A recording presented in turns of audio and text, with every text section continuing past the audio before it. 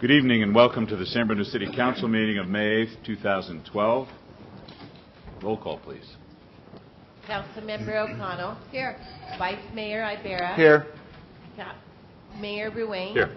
Councilmember Medina. Here. And I would like to thank the Garden Club for the flowers they always provide for our meetings. And let's see. Connie Jackson, would you lead us in the pledge, please? Allegiance to the flag of the United States of America and to the republic for which it stands, one nation, under God, indivisible, with liberty and justice for all.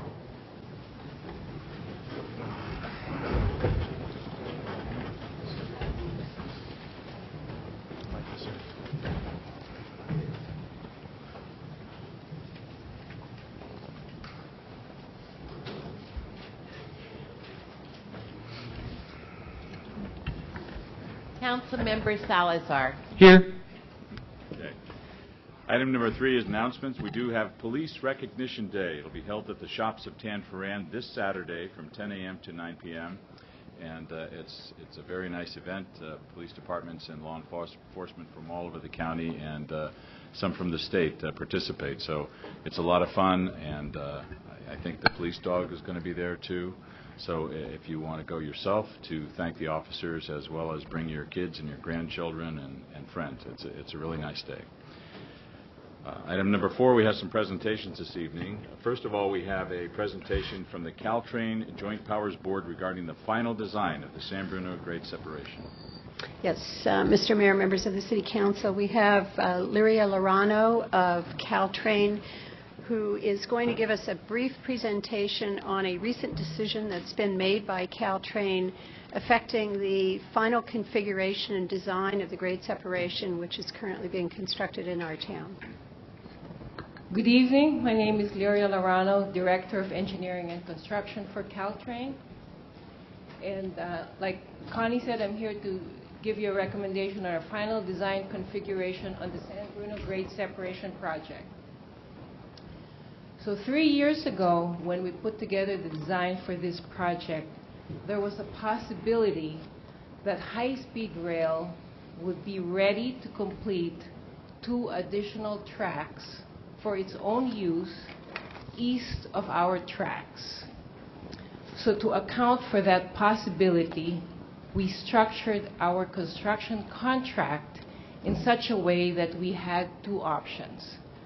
The first option was, if high-speed rail were ready, then the scope of our contract would be to build only the platform on the west side of the tracks and to build the 2 elevated tracks.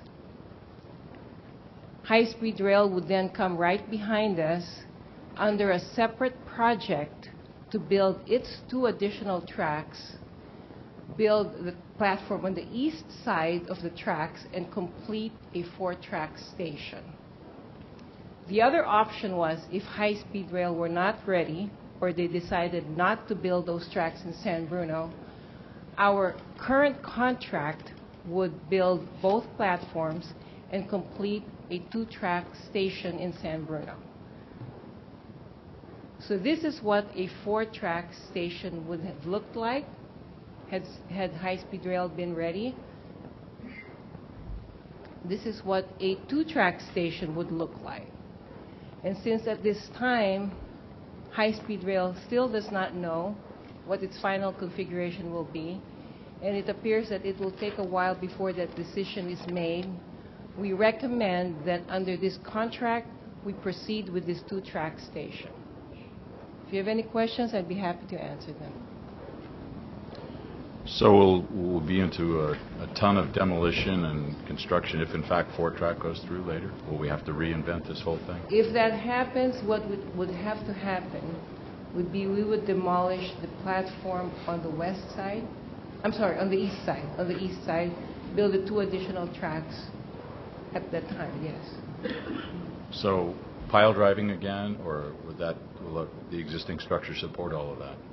There would be additional pile driving, yes.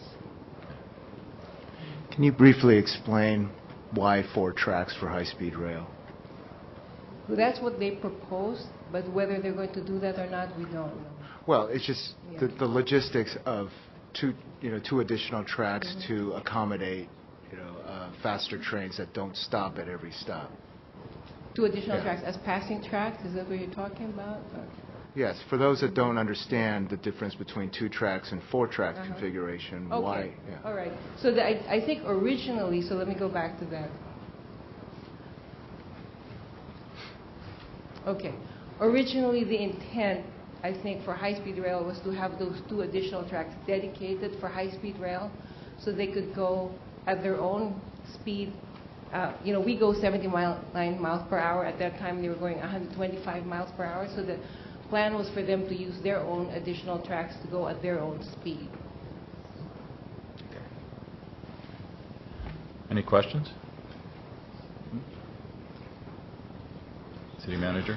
Actually, Mr. Mayor, I've asked Caltrain to give us a little bit more detail about this, that it certainly would be a very strong concern, which has been represented to Caltrain for this community, if in fact an additional 2 tracks were to come behind and, sometime a year, 2 years, 3 years after the grade separation structure is finished with the 2-track configuration, for then the community to be again disrupted with additional new construction. Caltrain has informed us, and I will ask Lyria in just a moment to give you just a very simple snapshot of the fact that there is an alternative. Given the state of the discussion around high-speed rail right now, it cannot be predicted with certainty whether or when high-speed rail will actually become a reality. But Caltrain is actively in consideration with high-speed rail of the possibility of a means by which faster trains could be accommodated on a 2-track structure. So if you could explain that. Okay, so right now we have a Caltrain modernization team that's working with high-speed rail to consider having a blended system. So the original plan for high-speed rail was to have 2 additional tracks from San Francisco to San Jose, the entire length, and that would result in 4 tracks for the entire length. Right now, we're looking at a blended system where we would have only 4 tracks for maybe a 7 to 9 mile section that could be used for passing tracks or for overtaking. So that would be obviously beneficial because it would be less disruptive for at least that right-of-way between San Francisco and San Jose. But that 7 to 9 mile stretch would not include San Bruno. It's being considered. There are 3 options on the table right now. One is the northern option, which is between Millbrae and Bayshore. Bayshore is in San Francisco. The midline option is between San Mateo and Redwood City. And the southern option is between Mountain View and Lawrence in San Jose. Okay, and do we have any idea when that decision might be made? I don't know when that decision is going to be made. All right. It seems like it will be a while from now. All right. Thank you. Anything else? Irene? Thank you. What if we don't want it? What if we say enough? We've done a lot. We've accommodated Caltrain a lot. We've put up with a lot. We're putting up with a lot. What if we say, no, we don't want 2 more It tracks? would be input that would be considered. I think as part of the Caltrain modernization team, they're soliciting input from all of the cities. So it would certainly be input that would be considered. How are they doing that? I haven't heard anything about They're it. doing outreach with the different cities, and we can do that outreach here too. Okay, so if our city is one of the ones that's being considered for additional tracks, and hasn't been a system set up yet to come here and ask for our input. We could do that. We've reached out to different cities already, and certainly we can work with Connie and others to have that outreach handled here. I think there's been several outreach sessions. Clara's been participating in some of those sessions. So San Bruno has been invited. There are staff members who've been invited to those sessions. Okay, but I think that's a policy decision. Let me just clarify. First of all, staff has been abundantly clear. I don't think there's any confusion about what the city's position is. And I think it is necessary that the City Council have an opportunity to take a formal action and to weigh in officially on this issue, because it is one of extreme significance to the City of San Bruno and to its residents, who have been very significantly impacted by construction over these past several years. To a result that we look forward to completion of an elevated station platform and an amenity in our town. However, it has come at some cost, and it was clear at the outset of this project, many years ago, a decade ago, when we first started talking about the Great Separation, that our enthusiasm for this project was all about going through the trauma of the construction one time. Our message has not changed. Our position has not changed. I think Caltrain is very clear, and you're absolutely correct. That needs to be specifically communicated by the City Council. So we'll come back and make sure that happens. If I may, and I can appreciate my colleague, Councilwoman O'Connell, for asking that pertinent question. And let me correct you. It's not been one time. It's been twice. We have something underground, and then we've had something that's currently under construction. And believe me, we've been dealing with this for over 10 years. The mayor and I, staff, other community members and everything have been dealing with this project, and we have been dealing with a 4-track configuration ever since. Now that we're not going to have, now that the decision has been only 2 tracks, we're not going to leave the door open, openly to come back whenever they're good and ready to pay for a 3rd and 4th track. So I think that message is clear. We're not going to say absolutely no right now. I would like to say absolutely no right now. But again, it is a policy decision. I know the concerns of our colleagues here in the community, especially the residents that are impacted right now. So we're not going to lay down. We have put up with a lot, and we've been very cooperative with Caltrain, and we believe that there's going to be, a very good project when it's completed, no matter how many tracks it is. Through the chair, I just want to echo what the city manager said, because I think she said it very well. Just so it's abundantly clear from now most of us speaking, is that driving down on Huntington, what the businesses on San Mateo Avenue are dealing with the residents and the homes, it's been a lot. Vice Mayor is correct. I lived on Milton when we had BART, and now I'm over here dealing a little bit, not as much as some others, where I live today. It's a lot. It's a lot day in and day out. And this town, if one thing you may learn, it's pretty united.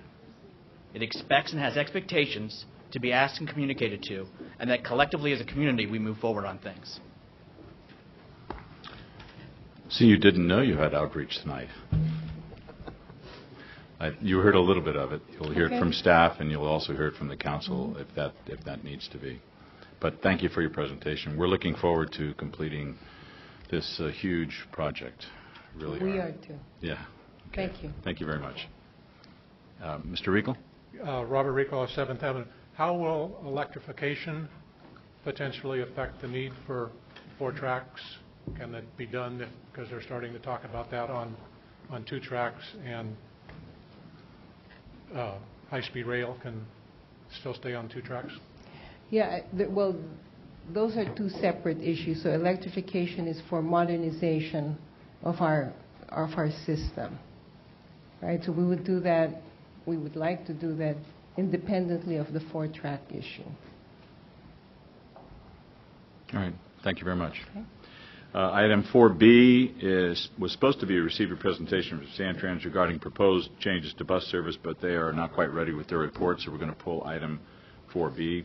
Item 4C is to present a proclamation declaring May 20th, 26th, 2012 as Public Works Week. City Council of the City of San Bruno, State of California, whereas public works services are an integral part of our citizens' everyday lives, and whereas the support of citizens is vital to the efficient operation of public works systems and programs such as water, sewer, streets, and storm drainage. And our community's health, safety, comfort, and quality of life greatly depends on these facilities and services. And whereas the efficiency of qualified and dedicated personnel will staff the City of San Bruno Public Services Department is influenced by the citizens' attitude and understanding of the work they perform. And whereas this year's theme, Public Works Creating a Lasting Impression, speaks to the never-ending effort of public works professionals to use sustainable solutions to bring their communities the highest possible quality of life within a framework of environmental, social, and economic responsibility. Now, therefore, I, Jim Ruane, Mayor of the City of San Bruno, proclaim May 20th, 26th, 2012 as Public Works Week in San Bruno and call upon our citizens and civic organizations to acquaint themselves with the issues involved in providing our public works to the community and to recognize the contributions that our public works officials and staff make every day to our health, safety, comfort, and quality of life. I'd like to present this, Clara.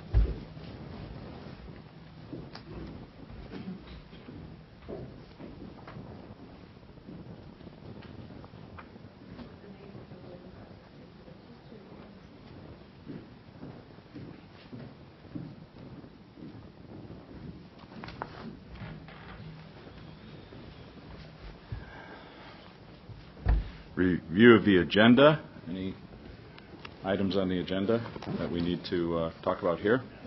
I know under item 10A, adopt a resolution approving the installation of a new 10-foot no parking zone. We're going to pull that. There are some minor discrepancies in the report, so we're not going to have that this meeting.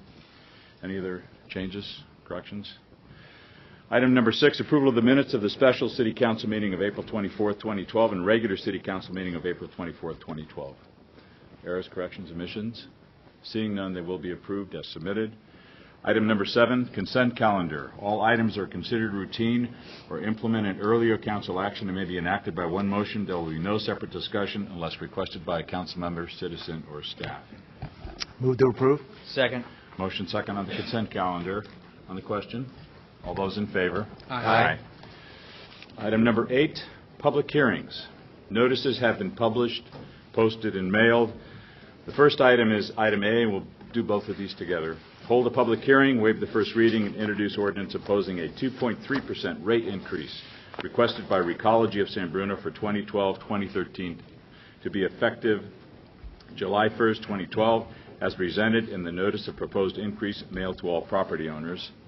And item number B, hold a public hearing, waive the first reading, and introduce ordinances adjusting water and wastewater rates as presented in the notice of proposed increase mailed to all property owners. Now, this is how we're going to handle it because we have a fair-sized crowd here this evening. If you don't already know, we do have some speaker cards, and the city clerk, if you raise your hand, we want you to fill out a speaker card before you address the council. And we will be talking about garbage first, and this is how we're going to handle these items. The city manager and our director of finance will give the staff report. When I open the public hearing, everyone who wishes will get a chance to speak and or ask questions. We have quite a crowd, so I ask that if you wish to address the council, you fill out a comment card.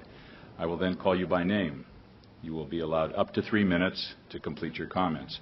We have staff writing down your questions, and we will answer them after I close the public hearing, just prior to council comments and action. Staff report, please. Mr. Mayor, members of the City Council, what we would like to do in the staff report this evening is first to, with a relatively simple and brief presentation, address the issues that are specifically relevant to the solid waste or garbage rate increase. Our finance director, Kim Duran, will make that short presentation. Then I will have some comments followed by her comments related to the water and wastewater rates, and then we'll proceed, as you indicated, to the public hearing, at which time anybody in the audience who wishes to speak may do so. You have in front of you a complete transcript of all of the written comments that the city has received over the last 45-day notice period as required by Proposition 218. Delivered to you tonight. You had in your packet, we delivered to you previously, all of the comments received and all of the official protests received as of May 1st. We've supplemented that tonight with all of the comments and protests that have been received as of the close of business today. And for the purposes of the audience's information, what the City Council has is the names and addresses of every person who made a protest, as well as any of the members of our community who provided any additional written notations or comments that was delivered along with the protest itself. All of those comments have been copied and provided to the City Council so that they have everything, you have everything that was received by the city. So with that, I'll ask Kim to give us a brief presentation on the recology rate increase proposal, and then we'll speak more specifically about the water and wastewater rate proposals.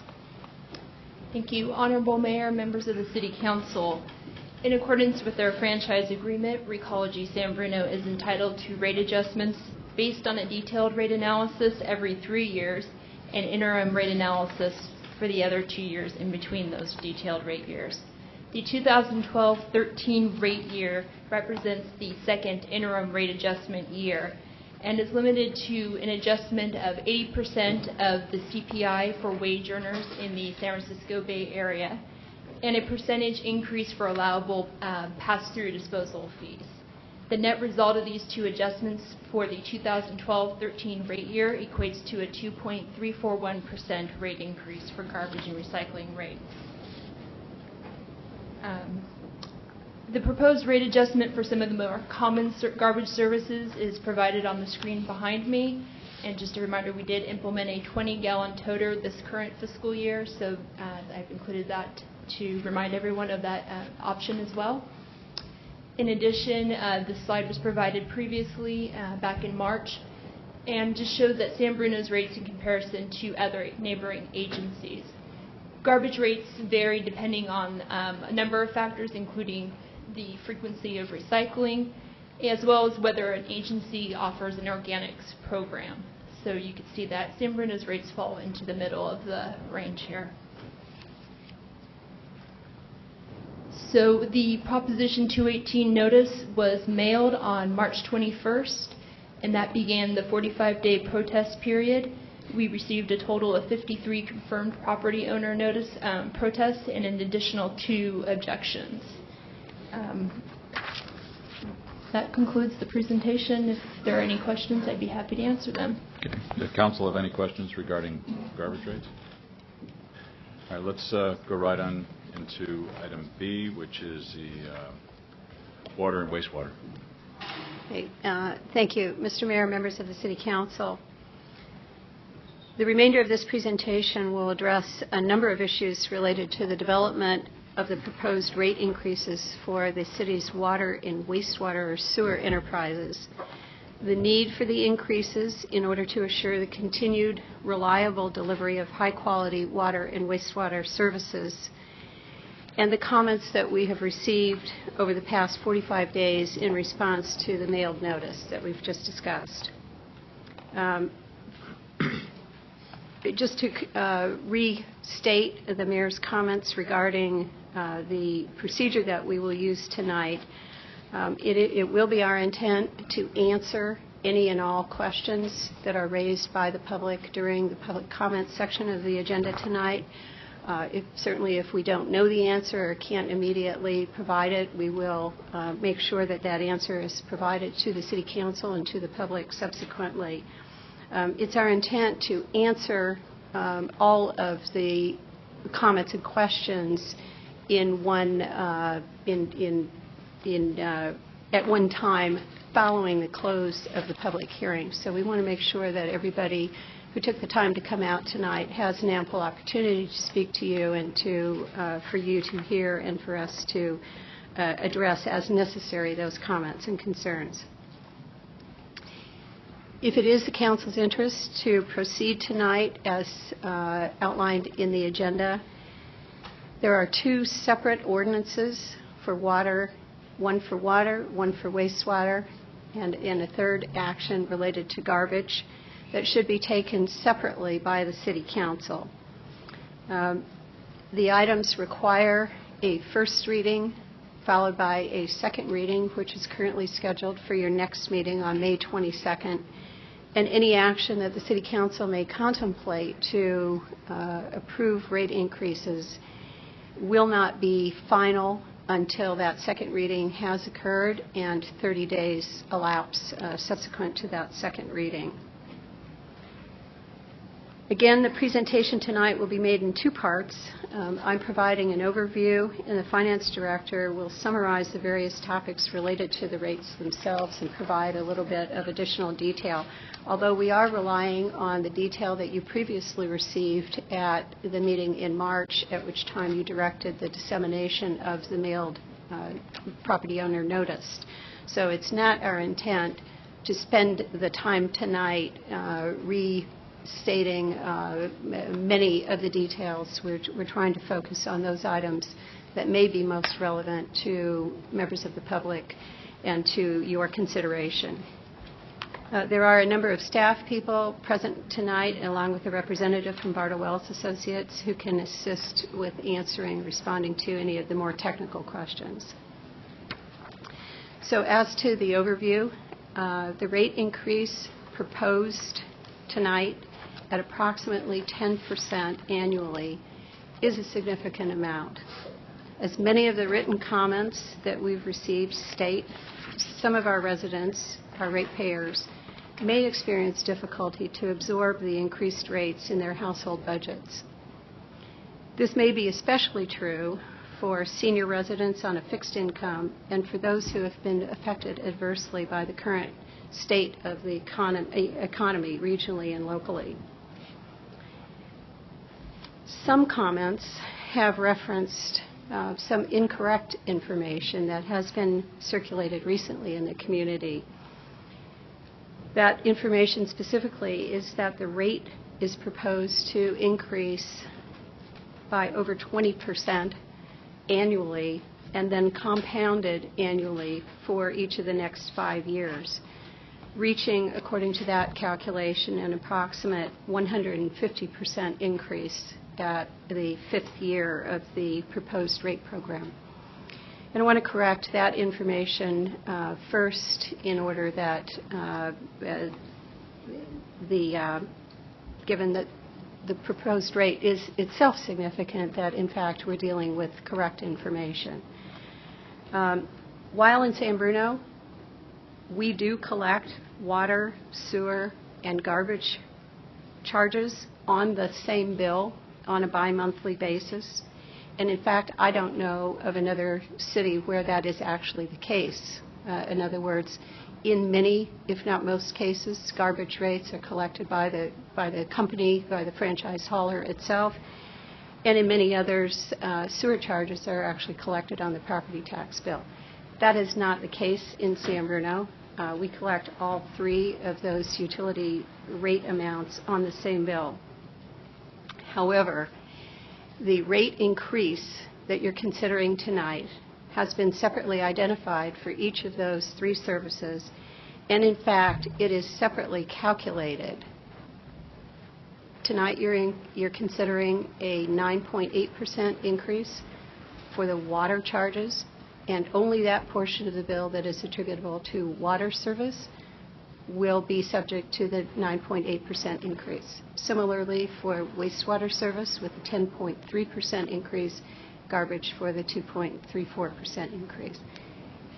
We have distributed in the audience tonight a chart that shows, and this slide on the screen tonight summarizes the cumulative impact of the rate as calculated as I've indicated.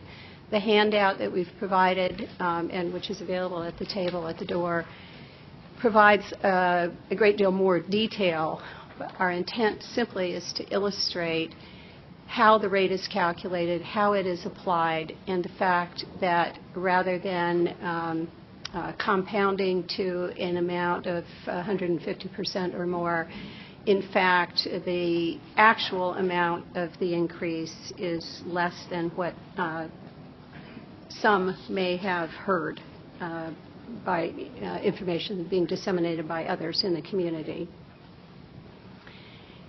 That information covered still our proposal and your decision to raise rates or to consider raising rates is not an easy one, and it's not being taken lightly.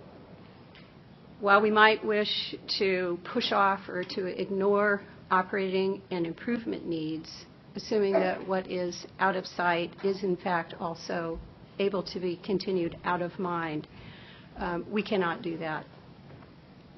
Unfortunately, it is necessary for those of us who are responsible for the delivery of reliable services to meet the mandates which the city must adhere to, and to assure and secure the community's current and future utility service requirements. Again, unfortunately, the cost of this service is high. We have taken steps to minimize the amount of the necessary rate increase, and Ms. Duran will summarize those as part of her presentation, and will outline those initiatives.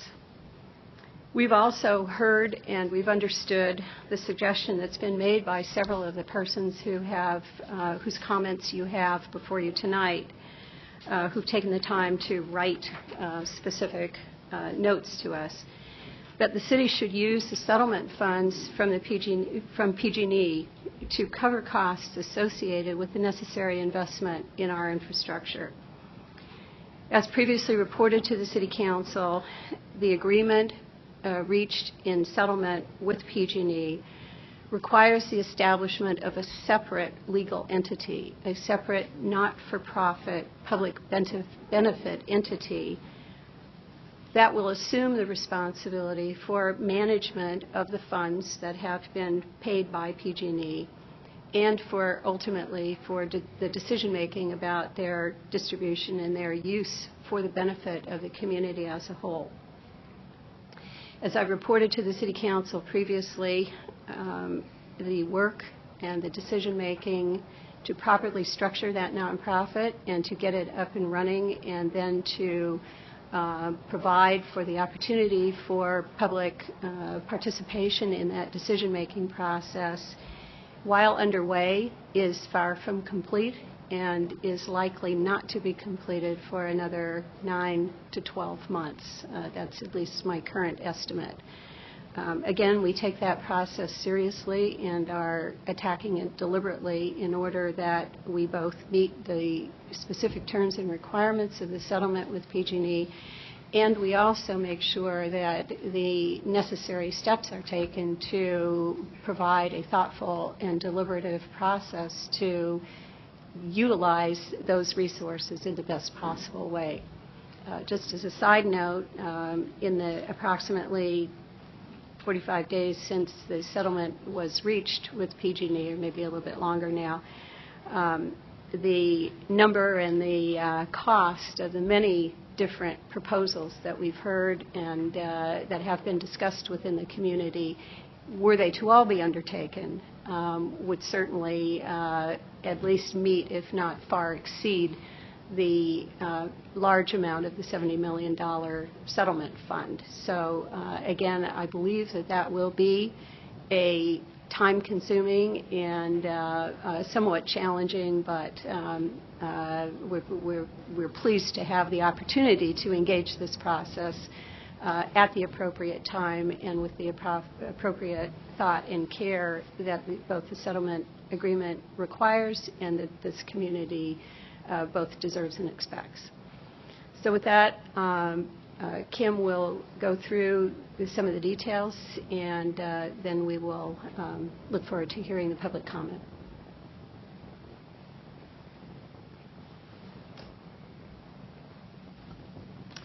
Thank you. Good evening, Honorable Mayor and members of the City Council. Just as a starting point, to update everyone on the number of protests that we have received as of the close of business today. We had 330 confirmed property owner protests, and in addition, we received an additional 20 objections from other members of the public. As some background, the City Council during the last rate adjustment process approved an increase for water rates, a 3-year increase in water rates of 11.78% and a 10.16% for sewer. to meet objectives and priorities that include the rehabilitation and replacement of all water mains in 20 years and all sewer mains in 25 years. You also voted to maintain a level rate increase, meaning rather than to spike the rates 1 year and then reduce them dramatically the next year, the direction was to maintain a level rate increase that essentially allowed the rates to be paid by over a period of time where the users of the system were paying for those improvements that they were benefiting from. In addition, the continued rehabilitation of pump stations and wells in the water system to reduce the city's reliance on purchased water. To start with that direction in mind, we approached this rate study with some background and objectives in mind. First of all, water and sewer utilities are self-supporting enterprise funds. They are supported and funded only through the rates that we charge to the users of the system. These rates are the main source of revenue and must be adequate to fund the long-term operating, maintenance, and capital needs. And as has been said previously, the city's aging water and sewer systems are facing $180 million worth of capital improvement needs over the next 10 years. Many of the sewer's water and sewer mains are 60 years old, and some are even in excess of 100 years old. The proposed rates that are before you this evening are designed to recover the cost of providing the service. They're designed to be fair and equitable to all customers, meaning that those who are using the service are paying a charge that is comparable to the benefit they are getting from the system. In addition, as stated earlier, we are gradually phasing in the rate adjustments over the next 5 years to help meet the long-term funding needs and to minimize the annual impact on ratepayers. So again, rather than to spike the rates in 1 year and dramatically reduce them in a subsequent year, the proposed rates are a steady rate increase. Comparability between other agencies are at the March 13th City Council meeting, staff provided a chart that showed that San Bruno's rates for both water and sewer were among the middle to the middle upper in comparison to neighboring agencies. Rate comparability is difficult in that a number of factors impact the rates and they vary between agencies. Staff did some additional research since that March 13th meeting and found that the amount that cities pay for operation costs, salaries, and so forth are in fact fairly equitable across many agencies. And what one of the major drivers of rates are and what the rate differences between agencies comes from a city's and agency's investment in its capital program. So the investment that we're making in our capital program is in fact reflected in those rates.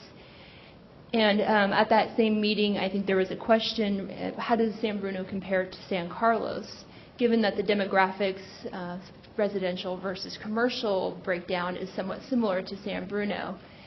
Staff had conversations with the city of San Carlos following that meeting and learned from San Carlos staff that they are in fact facing the same infrastructure issues that we're facing here. What we learned is that they're not quite as far progressed as we are in the planning stages. And so their rates right now do not reflect the investment that they will need to make over the next 10 years in their system. In addition, San Carlos, and as well as some other agencies in the southern San Mateo County area, are faced with a $400 million treatment plant rebuild for their wastewater that none of those agencies have yet factored into their rates. So that's a significant improvement that they will have to face in the coming years. So why do we need to increase the rates? It really revolves around the capital investment that is needed to maintain a safe and reliable utility system to the residents and ratepayers in San Bruno. In addition, we are facing significant increases in the cost of purchased water from the SFPUC in the next 5 years. Rates are projected to increase 54%. The Regional Water Quality Control Board and the Baykeeper's Consent Decree mandate an aggressive system maintenance and improvement program. Much of the capital program planned in the next 5 years for sewer as a result of not only things that the city planned on doing, but items that are required as a result of these mandates. And finally, normal operating and supply costs continue to increase. Chemicals to treat water continue to increase. Supplies increase just as they are everywhere. So we are facing those same challenges that all agencies are facing. The next few slides that I'm going to show you are really just some examples of the state of our infrastructure and what some of the staff have been dealing with as far as repairs and breaks to primarily the sewer system and the photos here. And in addition, I believe there's a piece of water pipe at the table over there that shows the amount of corrosion that exists on some of our infrastructure. So this is a broken sewer main, and just another view of that same sewer main. This is an example of a sanitary sewer overflow from a city sewer main in somebody's backyard.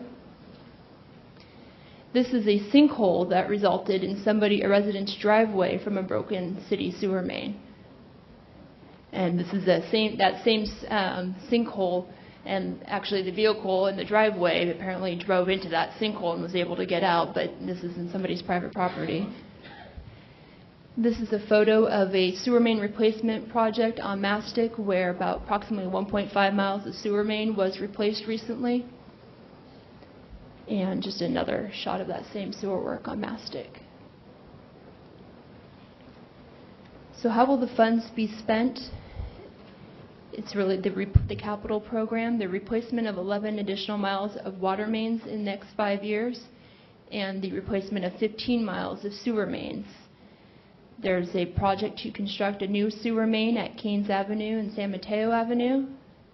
Rehabilitation of College Water Pump Station. This project will ensure the reliability of water delivery to Skyline College and the neighborhoods surrounding. The replacement and rehabilitation of the Glenview water tank to bring it back to its full capacity. The replacement of the Commodore Park well, which will allow the city to reduce its dependence on purchased water. And finally, to fund the improvements necessary to make improvements at the jointly owned wastewater treatment plant in South San Francisco. The city has worked with the city of South San Francisco on the plan to make these improvements. We have made efforts to contain costs on that project wherever possible. And the city's San Bruno's share of those improvements over the next 5 years is in excess of $7 million.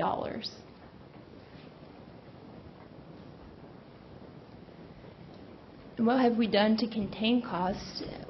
We have contained staff salaries and benefits, and just for a frame of reference, city staff that work for the for the enterprise funds haven't had a salary increase since 2007.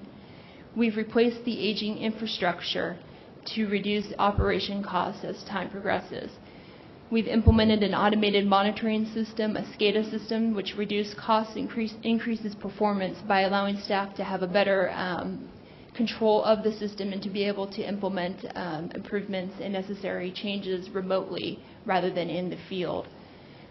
Staff is continuing to develop water and sewer master plans to give us a better understanding of the needs of the system and to be able to identify those necessary improvements that need to be made. As I already stated, we've continued to work with the City of South San Francisco to contain costs on the shared treatment plant improvements. We've done everything possible to reduce our reliance on purchased water by increasing our local supply. And the rate increase proposal anticipates the use of subsidized low-interest financing grant whenever possible in order to stabilize the rates.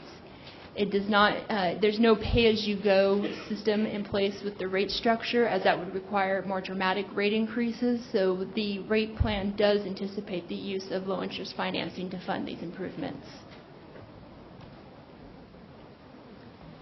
Some additional rate changes that were made and factors that we took into consideration when we did the rate study.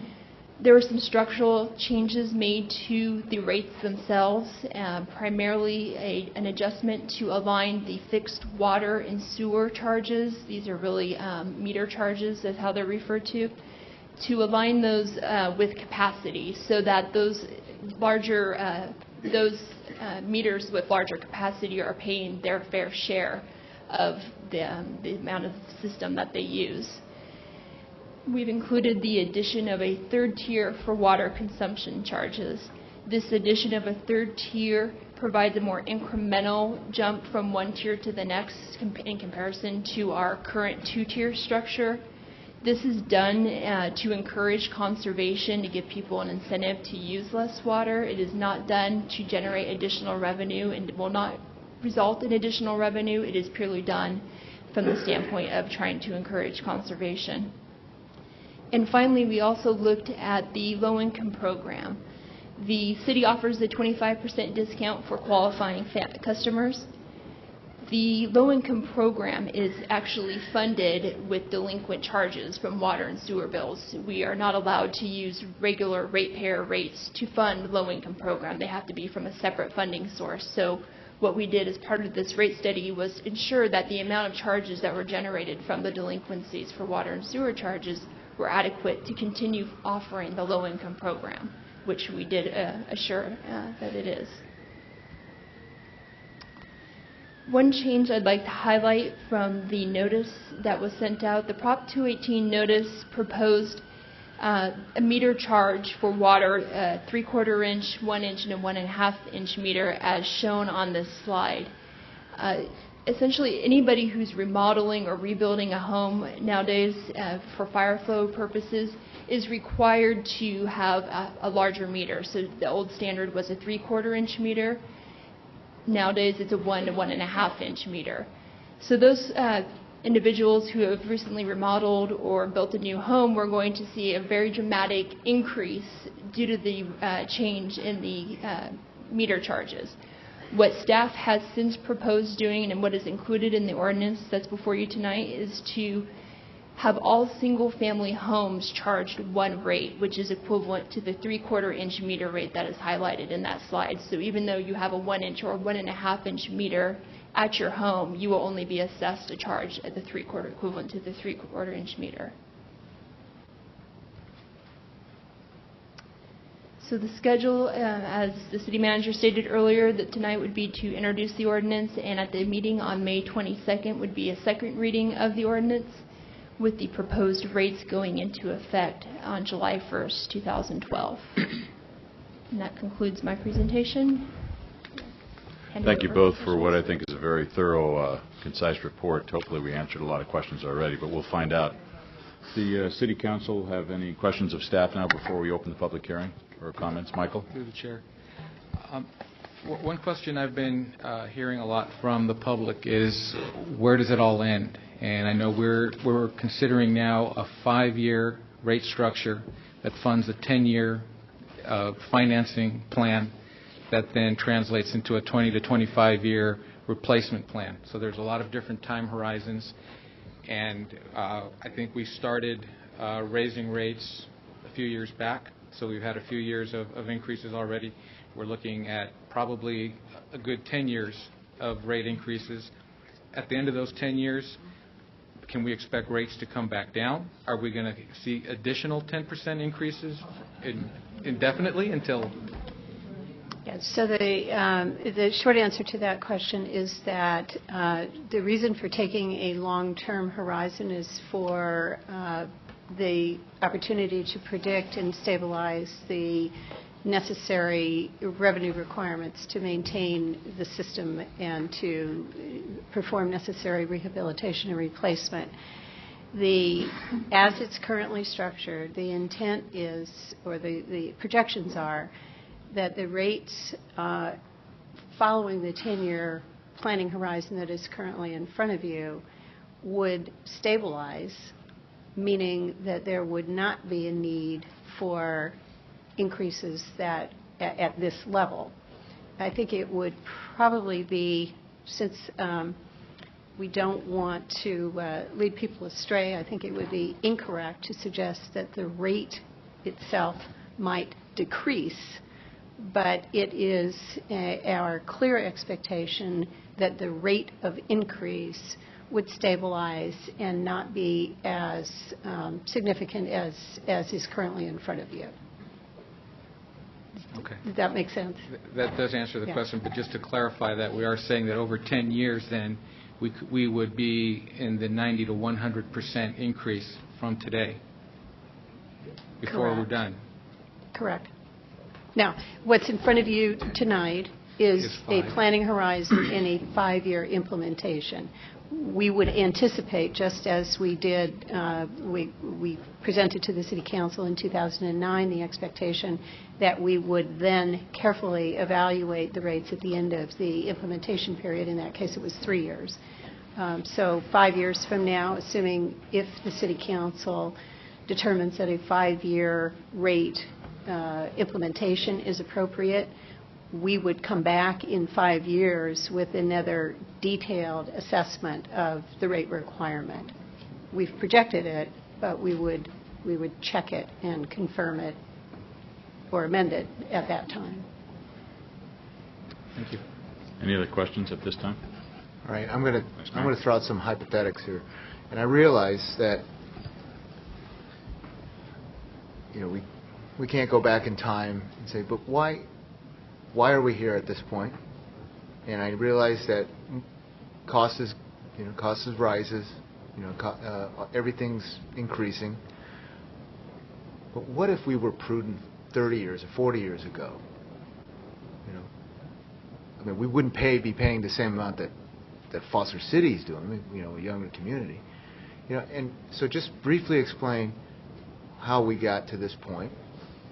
And then also because of the fact that this majority of this council has been raising rates and looking to the future since 1998. So I think we've done some due diligence to take care of this issue, but also spend a little say something about what if we don't. So the first thing I'm going to say is what we do, and then I'll say what we don't or what we didn't.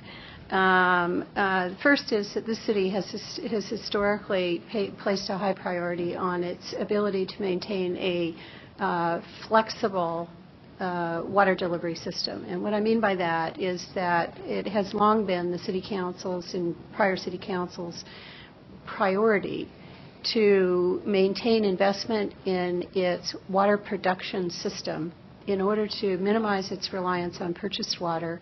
And although the rate increases that have been imposed by the San Francisco PUC and that are continuing, and again, I would note that those are related to their capital improvement program to improve and situate the seismic reliability of their system as it brings water from the Hetch Hetchy and the Yosemite Valley, the Hetch Hetchy Reservoir, all the way up to San Francisco and San Bruno.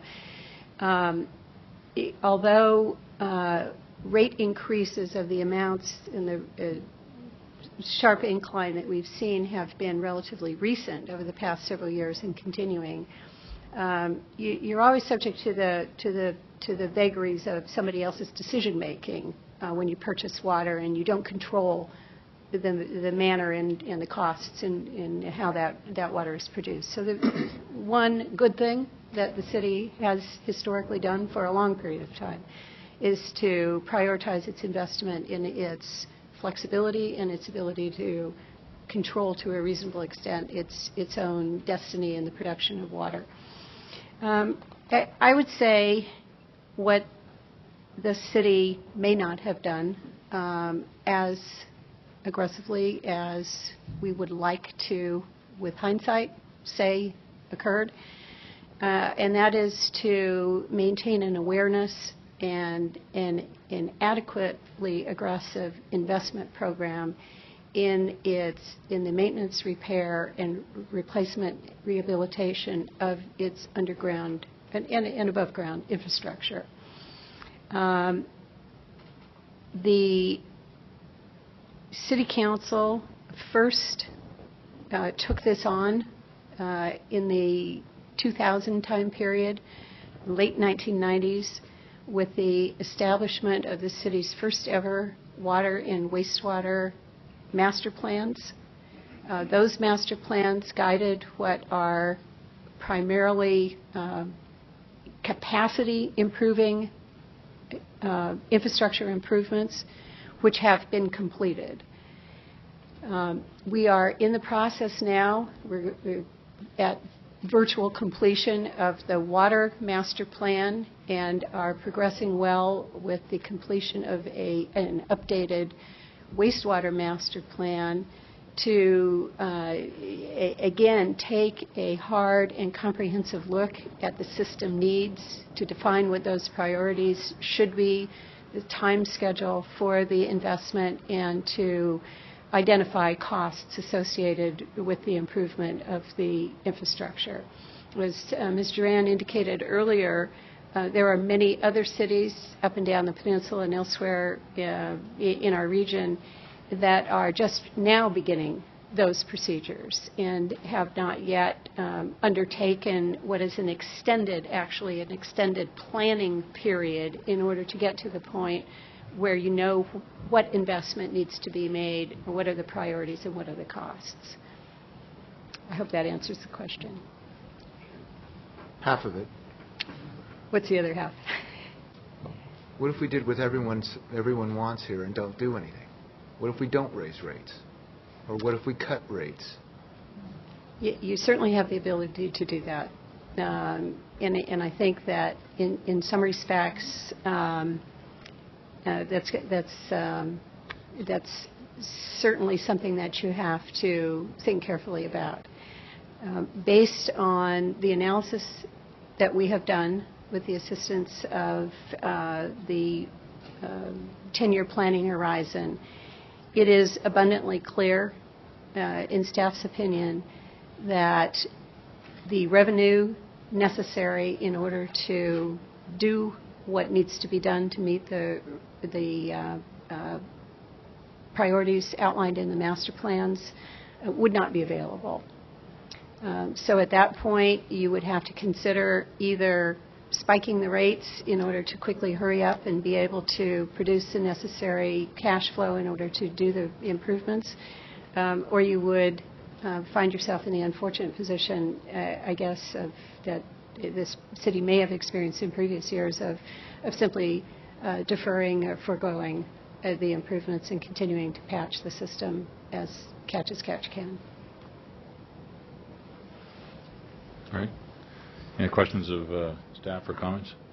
Just one little thing I want to mention, too, which is kind of dear to my heart, is that we have had a lot of sanitary sewer overflows. And because of that, we've been sued. And because of that, we've had to budget and pay hundreds of thousands of dollars to the baykeepers, their lawyers, their legal fees, the water district, money that goes to them for whatever they want to put it towards and doesn't go back into our streets. It's very frustrating for me. It's not right. We're working on trying to correct that. Long legislative process. But unfortunately, all of that money that should be put back into repairing what we're budgeting for today goes someplace else. So what we're trying to do here is not just maintain, but to improve. In 10, 8, 9, 10 years, we will, in fact, if all goes well, have a system where we're not going to have any or hardly any sanitary sewer overflows, and we'll be able to maintain the system without having to dig up the streets over and over and over again. So we have taken a very aggressive stand over the last 14 or 15 years in this city, and it doesn't help you at all or help your pocketbooks or my pocketbook, because I pay the same as you, to say, we're in the middle of the peninsula and don't feel bad because you're paying less than somebody else or a little bit more than somebody else. A lot of other cities, unfortunately, are going to really get hit hard. We're looking at Hetch in the future increasing their rates by 54%. Heard tonight Sacramento is a 50% right off the top, and they have a $1 billion sewage treatment issue that they have to deal with. A little further south of us, they have a $400 million sewer treatment issue they have to deal with, and we have, with diligence, worked with South San Francisco because we own a third of that plant to keep it on track. So it's not just raising the rates, believe me, it's more than that. So we have tried internally to make those adjustments and to feel the pain. Unfortunately, it is pain. It's not easy. So at this point in time, I'd like to open the public hearing, and I'd like to hear your comments at the podium. We do have tonight, we're going to have speaker cards. If you'd like to speak, please fill out a card. And the first people we will hear from are people that want to speak to us on the garbage rate increase. And I'll start with Mr. Jack Boland. Is Jack here? Could you come to the podium, please, Jack? Mayor Wayne, Yes. As a point of, just so it's clear to the public, so if people have comments on both topics, they'll be allowed to speak twice? Or do they need to make I their think comments that's at fair. once? That's fair. This is a Okay, big my issue. name is Jack Boland. I'm a resident of Peninsula Place. I served 16 years on the board, 5 years as president, 11 years as treasurer. I recently stepped down. I would like to know why Peninsula Place can't put their garbage out to competitive bidding. We have a $3.5 million budget, and it's just so big to be tied down by a monopoly that basically runs the whole peninsula. And I was wondering if you have any comments to that. We're being grossly overcharged. Let me give you an example. We rode over today. There was 5 of us in the car, representing 5 separate units. Out of those 5 units, there was a total of 7 residents in those units. Yet we're being charged like a single detached house. It's for 7 units. That could be enough for one house. We're being grossly overcharged, and we feel that it's nothing short of racketeering what the city's doing to us. Thank you. All right, thank you. As I said, staff is staff is writing these questions down, and when we close the public hearing, we'll get some answers for you. Thank you, Jack. Russell Steins. Russell.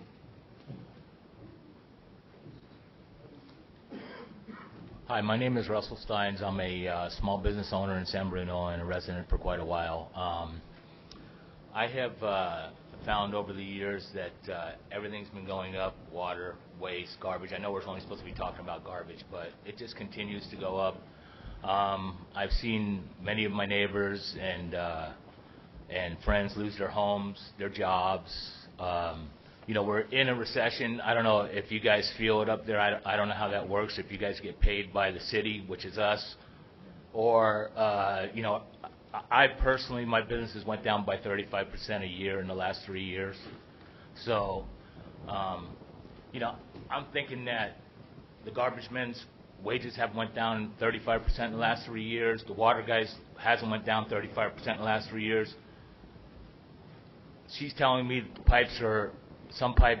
most pipes are 6 years old. There's some pipes that are 100 years old. Well, hey, then let's keep the pipes for another 40 years. So, I've been getting nickeled and dimed to death by San Bruno since I moved here 10 years ago, and it just continues to go between everything you guys keep doing. You just keep jacking everything up, and it's just, somebody's got to stop and say, hey, what about the ordinary homeowner here? Our prices of our homes have went down by 25, 30%. We're underwater. Our businesses are hurting. Our neighbors are having to leave, and it's just wrong.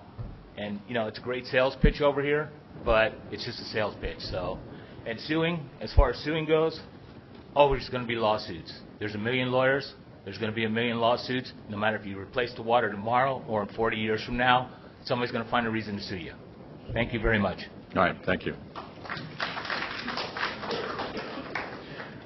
Henry Schaff.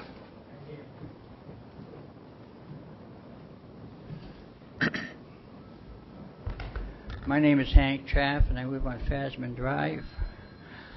I've been a resident of this city for many years, and what I see now is tragic.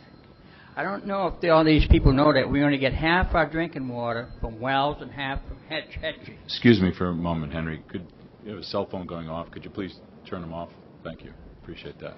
We get Please, our water, thank you. half our water from the wells of the city. We had one council member who retired or lost the election. Begged for more wells. Begged for more wells. And the 3 who turned them down are sitting on that council right now. But this gentleman, he begged for more wells, and we never did it. And going for this, the new price hikes, how come you don't put a bond on the agenda and have an overseer? Because if this rate goes through, they can put the money anywhere they want with this new rate increase. And don't forget, the salaries that these people get in staff are astronomical. I mean, you're talking a couple $100,000 a year with pay raises. So they can afford these price hikes. I can't. I really can't. I think it's a shame. You're going to have lawns and no water. I'm surprised it even came up.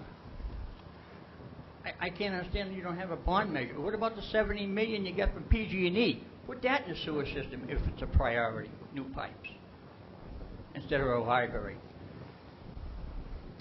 And as far as the garbage is concerned, we have excellent garbage service in the city of San Bruno. But one tragic thing, it's a monopoly. You can only get a debris box. If you want a debris box, it has to come from San Bruno Garbage or Ecology. You can't get them from anywhere else. And they want, what, a 2.5% raise? Have you seen the P&L statements? Is this raise justified? I never seen a garbage company go out of business. Never. Has anyone seen a garbage company go out of business? Never. I want to know if this rate is justified. It's not a big raise, but still it's hurting us. Everything's going up, like the gentleman before me. Everything is going sky high.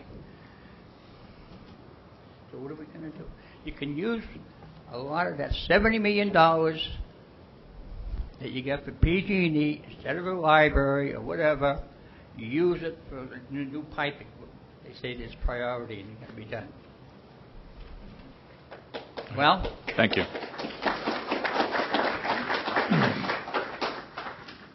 Barbara Larea.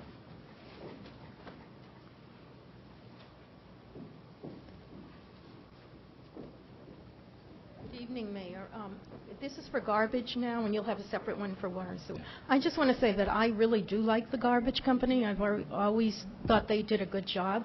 However, I found it amusing when we had the staff report, and they mentioned that the Recology company says the city is entitled to rate increases and rate changes each year. I thought the word entitled, like if they're doing us a favor by increasing our rates. It isn't a big increase, but when you add up, I've been here for 20 years, and the garbage rates have gone up every year for 20 years. I think it's wrong that we don't put things out to bid, and maybe Recology will still be our garbage company. I think they're great. But I have a question. I've been told that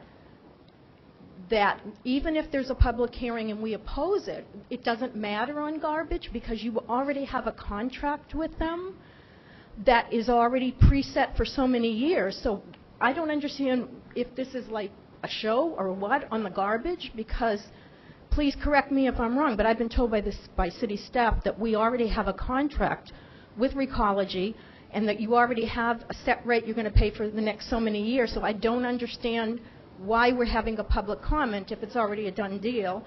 And secondly, when you do vote on the garbage rate hike, I know the city does get a percentage off the top, and it seems like it almost looks like a little bit of a conflict of interest, because then maybe you'd be more likely to raise the rates. So I thought you might want to clarify that with the audience.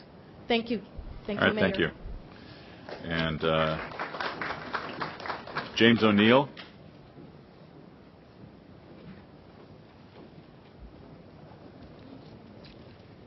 Good evening. Thank you for allowing me to speak. My name is James O'Neill, and I'm the Vice President of the Peninsula Place Homeowners Association. I'm here representing the 872 homeowners of Peninsula Place. Not only do we oppose the proposed garbage rate increase, we're asking you to adjust our rate down to more accurately reflect our actual usage. We're currently billed at almost the same rate as 872 individual homes with 32-gallon garbage cans. But unlike individual homes that would have 872 garbage totes and 872 recycling totes and perhaps even 872 garden waste totes, we're dramatically more efficient. We have only 33 garbage dumpsters, 69 recycling totes, 2 recycling dumpsters, and no garden waste containers, because even after repeated attempts asking the garbage company to work with us to properly dispose of our garden waste, they refused. Another efficiency that Peninsula Place offers is the mailing of only one bill, not 872 separate mailings that would be required for separate homes. The argument can be made that we deserve to pay more since we have garbage and recycling pickup more than once a week. Unfortunately, that argument is also inflated. Many, many times each week, the garbage truck bypasses some of our dumpsters because they do not contain any garbage. Obviously, some inefficiencies have crept into the garbage and recycling collection system over the years. Our directors and management team are more than willing to work with the garbage company to be more efficient at Peninsula Place in exchange for a reduced rate. If the garbage company wants to make more money, let them become more efficient. That's good for all of us. Thank you.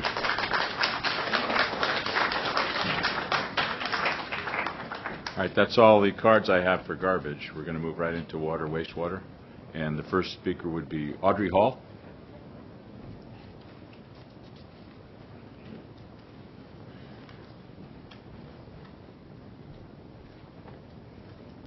I don't normally do these kind of things. I mean, don't come out. But my questions are in regards to Prop 218. I don't know if we're in violation of that. According to Prop 218.13d, the city can raise its water rates without a ballot vote sent to each property owner. However, a ballot must be sent to each property owner if any assessment is imposed to finance costs of maintenance of water or sewer projects. So I just had a question about that. I'm questioning that because they're two separate things, the water rate and your rehabilitation or your construction for the future. I have questions about that. Also, I wanted to question about the San Bruno's Water Tank 3, also known as Glenview Tank. It's to my belief that money came to rehabilitate that tank is from the first and original monies you received from PG&E. But that project is listed here as a future project. Has that money, in this budget that you have here, so you have it being paid twice, sort of? Because if it's being paid out of the PG&E's first $50 million sent to San Bruno to rehab the blasted area and all the costs to that area, and so I'm questioning that. I don't understand why it's listed here, but yet it's going to be paid out of PG&E's money. And also, is there a financial report that we can look at to see how these increases were calculated for our water and why, Our city also received that $70 million of settlement from PG&E, and if not for fixing our infrastructure and ensuring safety for all of San Bruno's citizens, then what's it for? I mean, what's it for then? And I also wanted to question why your letter of this proposed rate hike did not come in different languages, given the demographics of this city. Our annual water quality report comes with different languages. Why not this notice? We have a lot of, my neighbor is Mexican, he's Hispanic. He was wondering, I asked him, did you get it in Spanish? He said no. And I have Tongan friends, Samoan friends, Filipino friends, Chinese. None of them got anything in bilingual. A lot of the homeowners are old here. Some of them don't speak our language, speak the English language. So I'm wondering about that. And citizens like myself can't afford such a huge rate hike in 5 years. And we have so many elderly in our community, and they're on fixed incomes, and the low income will undoubtedly suffer. For some, it may come to making hard choices. You buy food, you buy your medicines, you pay your rent or your mortgage, or you pay this huge utility bill. What do you do? What do you do for these people? Many small businesses I predict, will have to shut their doors. How can they pay your utility rate, their rent, and pass on their costs to their customers, who probably will have to stop coming because, we're all stuck in this thing here? The impact of your increase will be catastrophic for many. I strongly suggest we use part of that $70 million from PG&E to pay for some of the costs in your proposed increase to water, wastewater, and the repairs to the city. I have a more detailed letter to the city and... You can give it to the city clerk. Yeah. Thank you, Audrey. Our next speaker is Vito Dellagrazzi.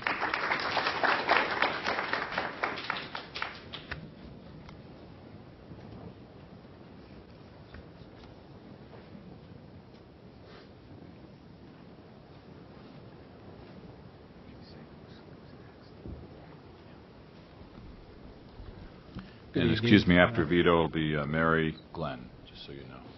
Yeah, good evening. My name is Vito Dellagrazia. I've been a resident in San Bruno for over 40 years, and my children grew up here, went to school here.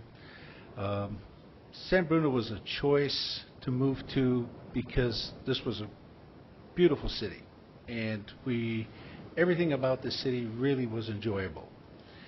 But over the years, especially in the last 20 years, I've been watching, not saying anything, the silent majority deal that, you look and you observe, but rates have been getting higher and higher and higher. Now, we're all aware of that. And obviously, we're all aware that you have to maintain infrastructure, and there's a cost to that. We understand that. I'm pretty sure that there's not a person here that would argue against replacing certain things that are decaying and need to be replaced. But I also remember that San Bruno spent quite a bit of money at taxpayers' expense to redo a lot of their wells, because that was going to offset some of the costs from Hetch Hetchy. I didn't see any decrease in any costs when that took place. There was a situation there with San Bruno Garbage turned around and said, we're going to go into recycling because the money that we get on that will go back and it will offset some of our costs. I didn't see any reduction in any costs. They upgraded their equipment, upgraded the cans, so this way the truck can come by and pick them up and flip them in. That's fine. Maybe that made them more efficient, but I didn't see any reduction in costs. And I look at things that, like being employed and having been self-employed in the past, I look at things and say, well, there's some sacrifices from my end that I have to make in order to meet my daily obligations. But I'm not hearing or seeing any sacrifices that are being made from the utilities in this city. And I think if they're doing some sacrifices, they're sure as heck not publishing it. If they're cutting wages, if they're cutting benefits, anything, it's not being broadcast. Nobody knows about it. So if there's going to be transparency here, then I think the board, I think the employees in the city, they need to start making things more known to our community so we see and hear and understand what's going on. And I think we all share in that responsibility, because if we really truly like our city, we have to like our neighbors and our people that are living here. We need to take care and watch out for one another. We need to start making things more transparent, because a lot of us are in the dark. We don't know what's going on. The little board meetings in the back room and stuff, we don't know what your deals are being cut. But if you have contracts and things that you're already obligated to, I think that should be clarified with the people here so they understand exactly what's going on. Otherwise, you're going to have people that are upset. All they see is everything going higher and higher and higher, and there's no real clear explanation except maybe throw a few things on the board. That's all I have to say. I just, I very rarely come out and do these things, but I think at this point in time, after so many years being in the city, I wanted to express my opinion of what I think I would like to see coming from the city council, coming from the city employees that are representing our community. Thank you. All right, Mary Glenn, and then after Mary, it'll be, looks like Rena Ranahan. Mary Glenn? Mary here? All right. looks like Rena, I hope I pronounced that right, Ranahan. And then it'll be Russell Steins.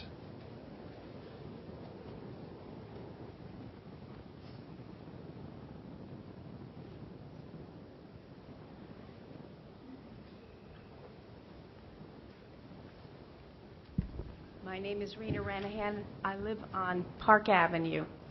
I would like to read you the Proposition 218. In November 1996, California voters passed Proposition 218, the Right to Vote on Taxes Act. The constitutional amendment protects taxpayers by limiting the methods by which local governments can create or increase taxes, fees, and charges without taxpayer consent. Proposition 218 requires an approval prior to imposition of increase of general taxes, assessment, and certain user fees. We are not resolving this problem democratically. You are automatically ordering a rate increase without allowing the citizens of San Bruno to put a vote on a ballot. This should be done. We should not have to have an automatic increase and be told that over 50% of us have to object to your rate increase. This is demagoguery, and it should change. There is a rising objection to your methods of forcing a rate increase on this city. There is no reason why we have to follow this master plan. We can make changes. And many of the changes should be approved directly by the citizens of our city. Many of them are unemployed, on fixed income. It's an unfair demand on their resources. I also think the way that you calculate the use of your water is unfair. I called the water department once to question my water bill, and I live alone, and I was told that the usage is averaged in on the neighbor's use next to me and across the street. So I think I'm being overcharged on my water usage. I've just learned that I have to replace my sewer, which is going to become a cost of over $8,000 to me. So having to pay the extra increase is an unfair demand on my budget and everyone else's budget in the city. Thank you. Thank you.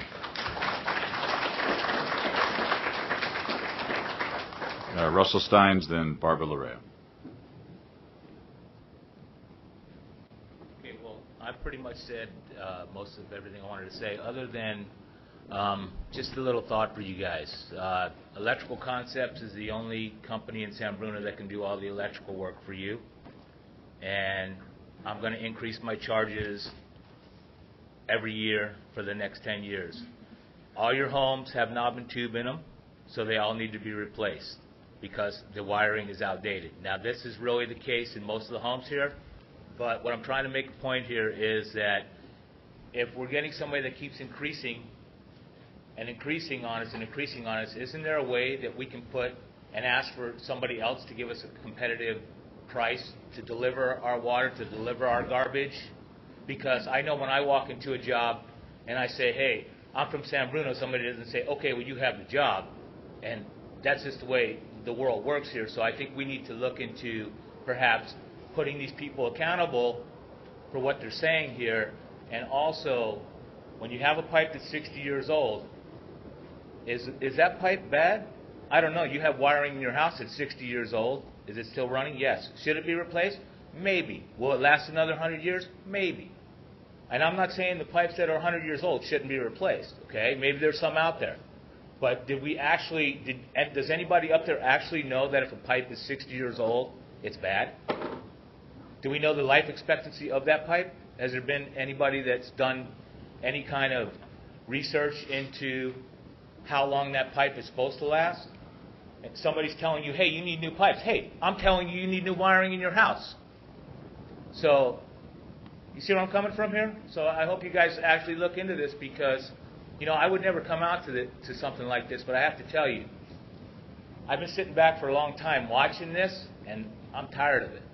And something has to change, and I don't know what that's going to be, but if things don't change, I'm definitely going and voting. So, thank you. All right. Barbara Larea, then Walter Bird. Yes, Mayor. In the 20 years I've lived in San Bruno, rates have risen each year with the justification by the city that infrastructure needs repairing or replacing. Yet we recently got fined $750,000 by the state because we have never brought our infrastructure up to code, which resulted, as the mayor said, in 148 sewer sanitary overflows from 2004 to 2009. The lawsuit against the city cited that lack of infrastructure repair and upgrade, plus numerous contractor errors, was the problem. We have been mandated by the state and regional water boards to fix these sewer issues, which are a threat to people's health. 3 members of this city council have been on the council since the mid-1990s. What has the city been doing with, for example, the $21.2 million per year we get from water and sewer utility bill payments? I know that, and I have to give you credit, as I did in my article, there are some wonderful things that have been done, and I see getting more proactive, but we need to increase our wells because we won't have to depend so much on Hetch Hetchy. And I like the idea of the pump stations and changing the routes of the pipes. Over the last 3 years, our water rates were raised about 12% and our sewer 10%. That was 3 years ago. Now you want to impose this on us. It's too much money for the people of San Bruno. This new rate increase is compounded over a 5-year period. It's too much money. People can't afford it. It's inexcusable, it's unacceptable, it's unaffordable, and it's astronomical.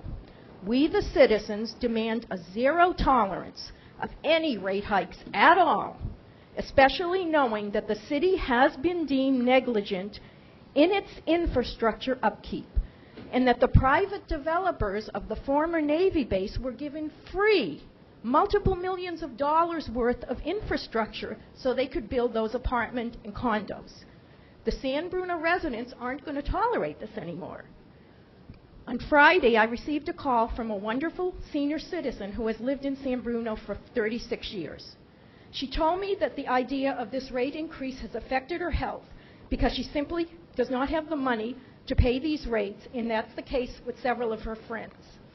And she said if the city council votes yes on this rate hike, and these are the chilling words she used, she will be forced to evacuate San Bruno, as will some of her friends. I had trouble sleeping that night after hearing this. I'm wondering if the council would want this on their conscience if they voted to raise this rate. San Bruno was named the city with a heart. Let's see if the 5 council members continue in that tradition by voting no to any rate hike. Thank you.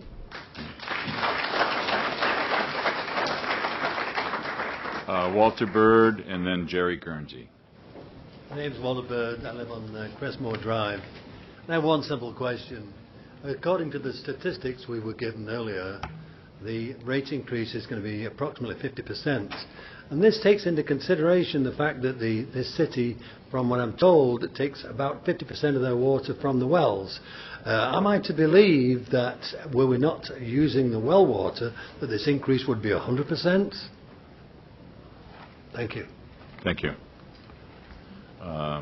Jerry Guernsey, and then John Barrelier. Jerry Guernsey, I used to live on Concord Way. We got blown up. And the first question is, you got $70 million at one time to do the infrastructure of Crestmore 2. Now it's $50 million. And I'm wanting to know if that includes all of our water and sewer lines. That's the first question. Second question, I've lived in San Bruno 43 years. My water rates, sewer rates used to be modest. Now I pay for the privilege of having a water line and the privilege of having a sewer line. And it costs me more to flush my toilet than it does to have a glass of water. So the rates should not go up. So that's it.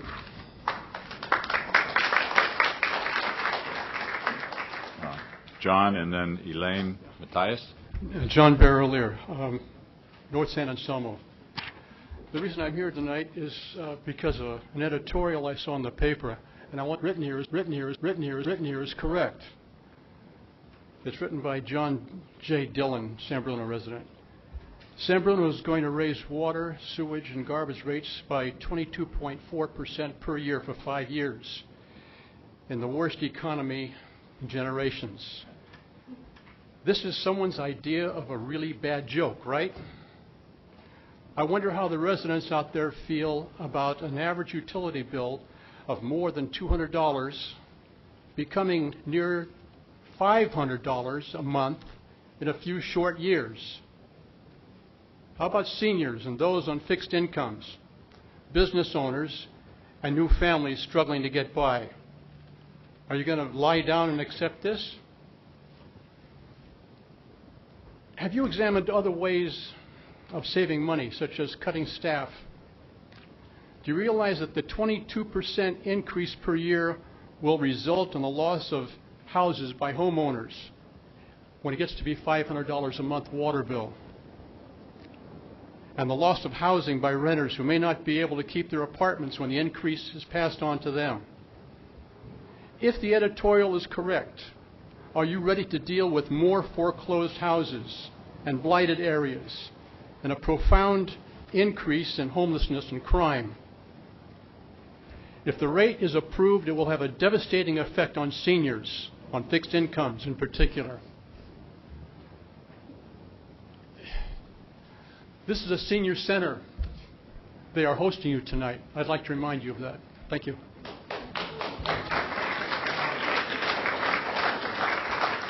Elaine, and then Henry Schaff.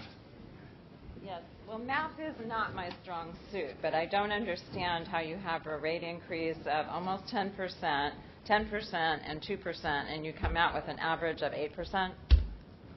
It's really strange math on this handout that you handed out tonight.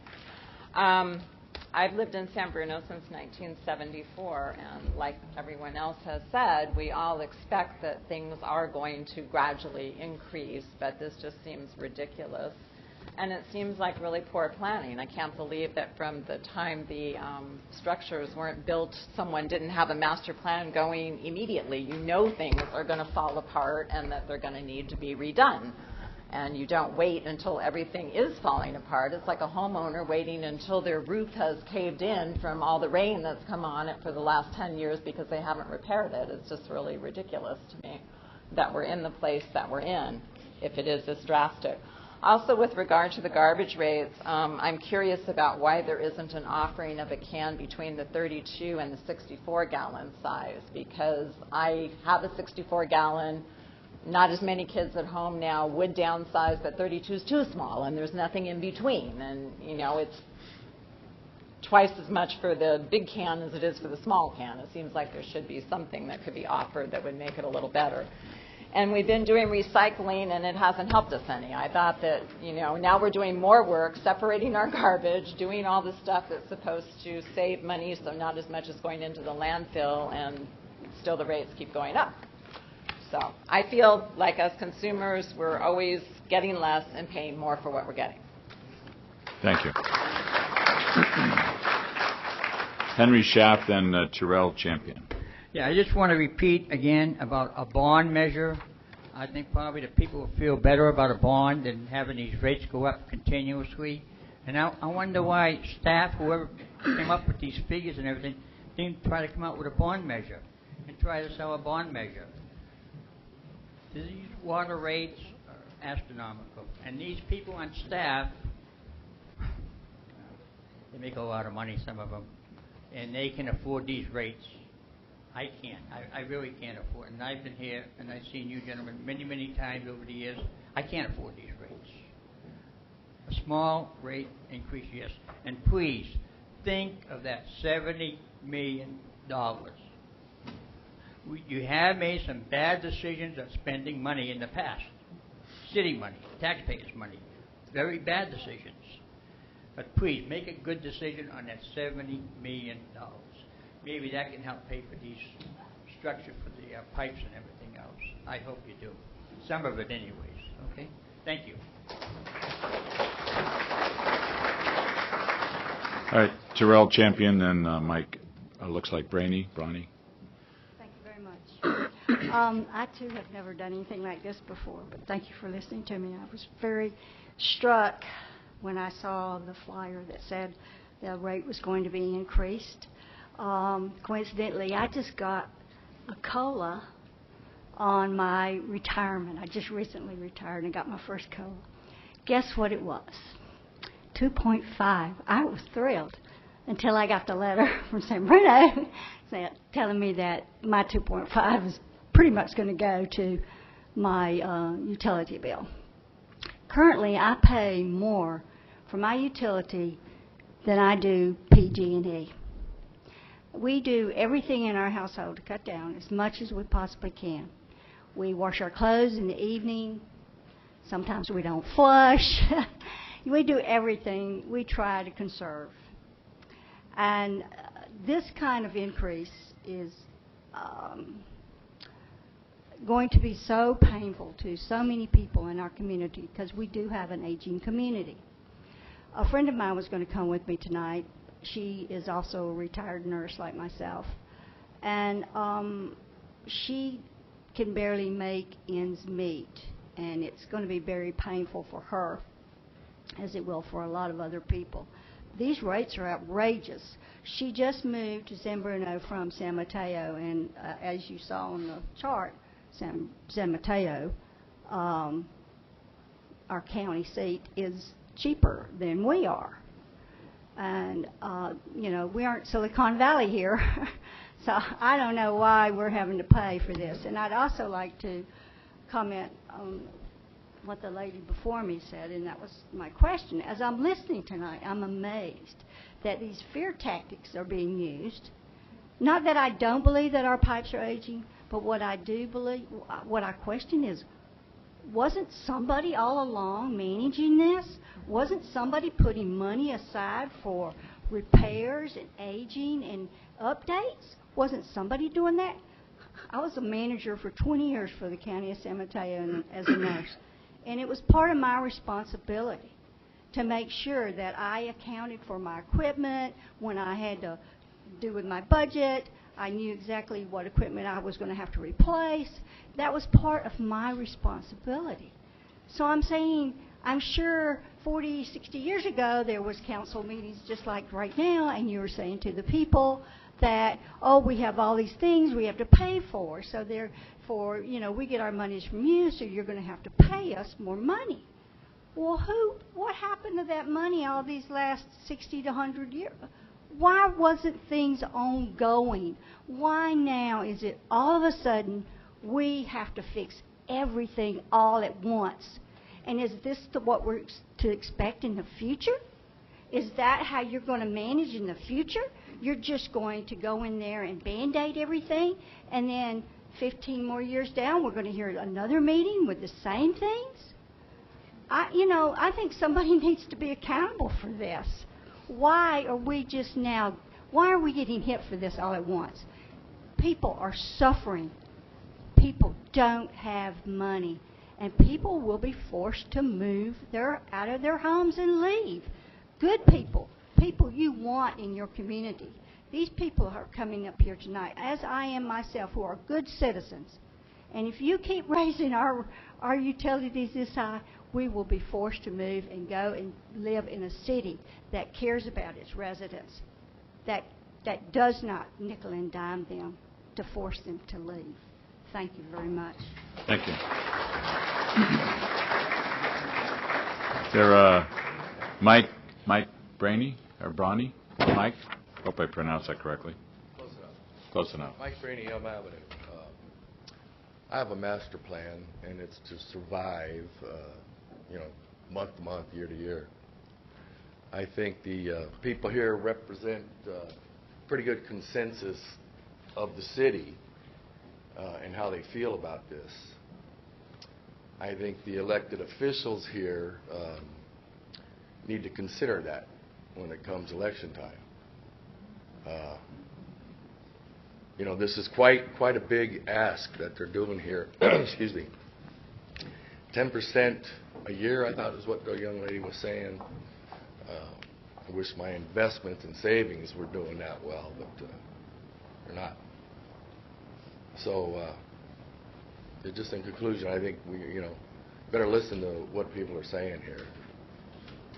Keep that in mind. Thank you.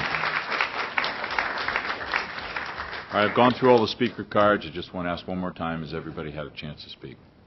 If I close the public hearing, you're precluded from speaking to us again on this issue.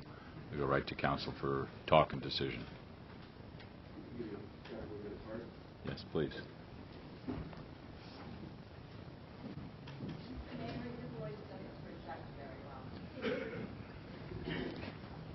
I'll work on that.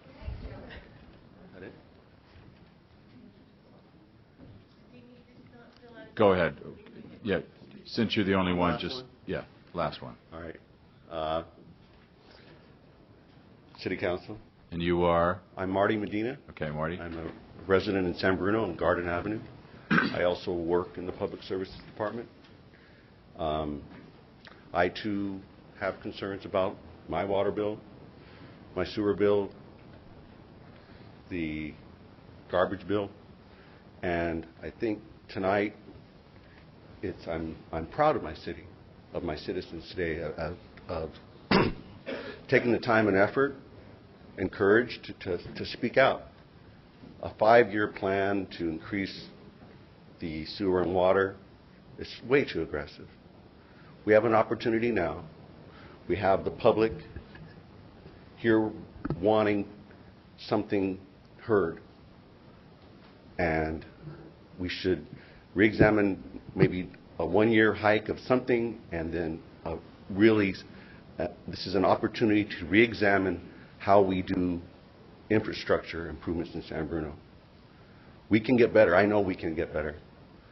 We have a lot of hardworking guys and women in this city that if we put our minds to it with the public support, we can do better. So please hear what we're saying today, and a lot of people are counting on you tonight. Thank you. All right, thank you. And we have one last speaker. It looks like Sean Conley. Sean?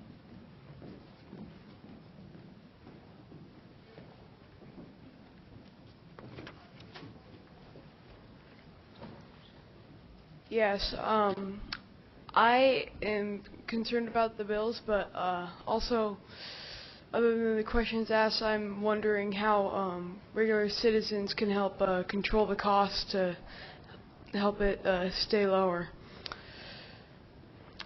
Thank you. Thank you.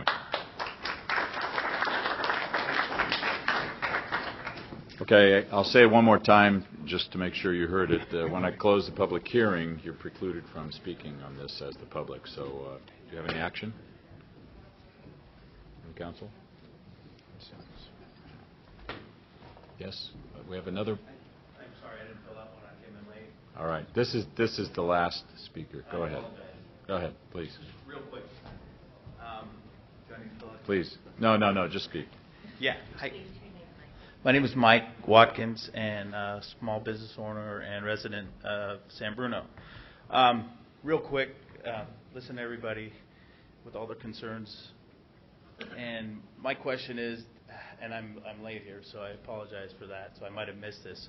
But I'm down on Huntington Avenue, and I'm going through the second coming of Huntington Avenue since Bart went through there. My question to you people is, did we ask BART and or Caltrain for resources on our utility bills, and not bills, but helping out with utilities and our infrastructure? And that's my question to you guys, because I see a lot of work going on there and a lot of money being spent. I'm just curious if those guys, or if we've asked for the Caltrain or BART's help. That's my question. That's all. All right. Thank you. Thank you. All right.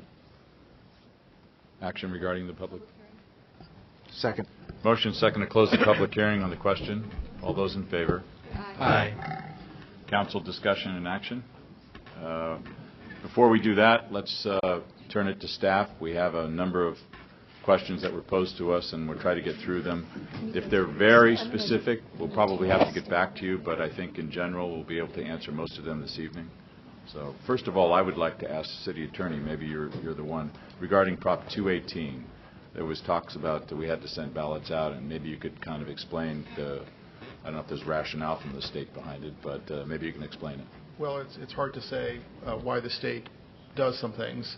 With Prop 218, they set up a statutory scheme to get protests for these kinds of actions, and the city's followed it, at least as far as we can, to the best of our abilities and to the letter of the law. There are often things that aren't clear in state laws, as we've discovered recently, and that's certainly true with Prop 218. There have been a lot of cases filed by both taxpayers and by cities on Prop 218 about what does it really mean. But we've gotten the best advice we can regarding how to do the process, and we did follow the process. We have a consultant here who I'm sure would be happy to explain in even more detail how we did that. But to answer, I think, a couple of the questions that came up, we did follow state law, and state law does require that the protests be in the form that we said they had to be in, and it does require that there be more than 50% and that they be signed by property owners. So those are all things that we complied with. We didn't write the law. We just have to follow it. All right. Thank you. And staff, maybe we could start with garbage, or whatever you want to do. So I'm going to take a stab at these questions, Okay, and I'll apologize in advance if we jump around a little bit, and if we don't get everything that several of us have taken notes. So we're going to try and make sure that we've got everything that the residents spoke to. And can everyone hear the city manager? Oh, sorry. Okay. If we miss something, please let us know. So first of all, the representatives from Peninsula Place asked about garbage service charges, the opportunity or the potential of their ability to go out for competitive bid, and in addition, questioned their ability to work with Recology to achieve service-related resolution of service-related issues. This is an issue that exceeds the scope of the discussion in front of the City Council tonight, but is one that the City Council may, at a later occasion, wish to take up, having to do with the structure of our franchise agreement with Recology. And that agreement is currently in place for approximately, I'm not remembering, but probably another 10 years or so. Within the existing structure of that franchise, however, is the opportunity for Peninsula Place or any other multifamily dwelling unit, representatives of any other service recipient, to discuss and resolve service-related issues. The City Council has the ability, with the cooperation of Recology, to address structural changes to the rate. We would need, obviously, to spend a little bit more time evaluating some of the issues that have been raised by Peninsula Place and that may affect others in order to accomplish that. Again, with the structure of the contract in place, there are certain parameters within which we can consider some of the service-related and rate issues, but do not have the ability at this time to authorize any individual complex to go out separately for bid. Would you like me to stop? Oh, I'm sorry. I'm sorry. I didn't mean to interrupt you, but I have down in my notes that one of the statements that the gentleman made was that each individual person or each individual unit at Peninsula Place paid the same as a 32-gallon single resident, and I didn't realize that. I didn't think that was the case. I had been told before that it was much less than that. So I wanted to know the accuracy of his statement. Yeah, what I would like to suggest is that you direct staff in Recology to work with the representatives of Peninsula Place. It is my understanding, with this issue coming to my attention within the last few days, that is actually the case, and that the structure of the rate that is currently charged to Peninsula Place is comparable to that which is in effect for other multifamily dwelling units throughout the city. Is that correct? $1 less, I'm sorry, is what the finance director tells me. So I think that this is an issue that we would like to spend a little bit more time with Peninsula Place and with Recology about. Okay, thank you.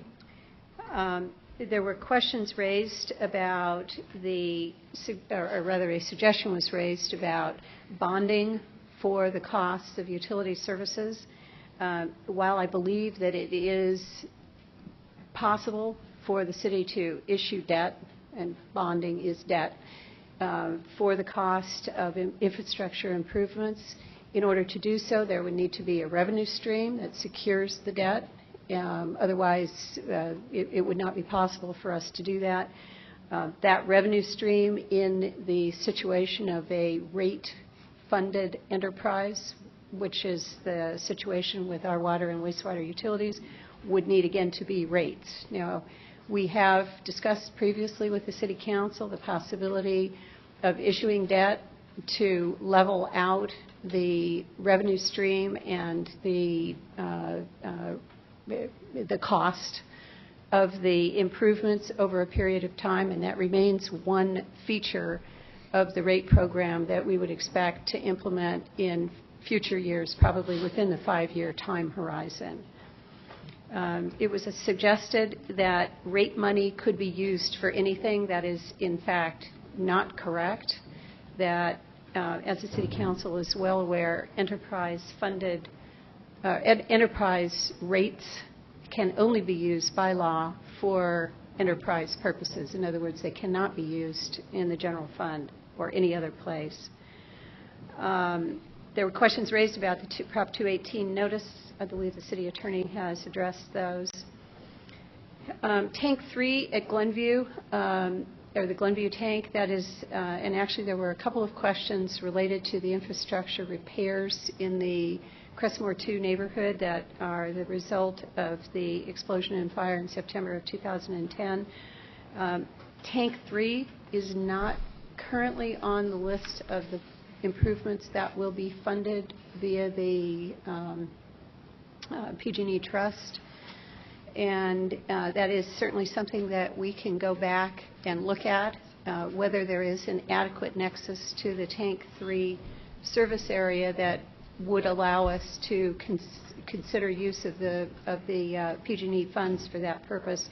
There's no, but these improvements are not being paid for twice. That project is not currently included.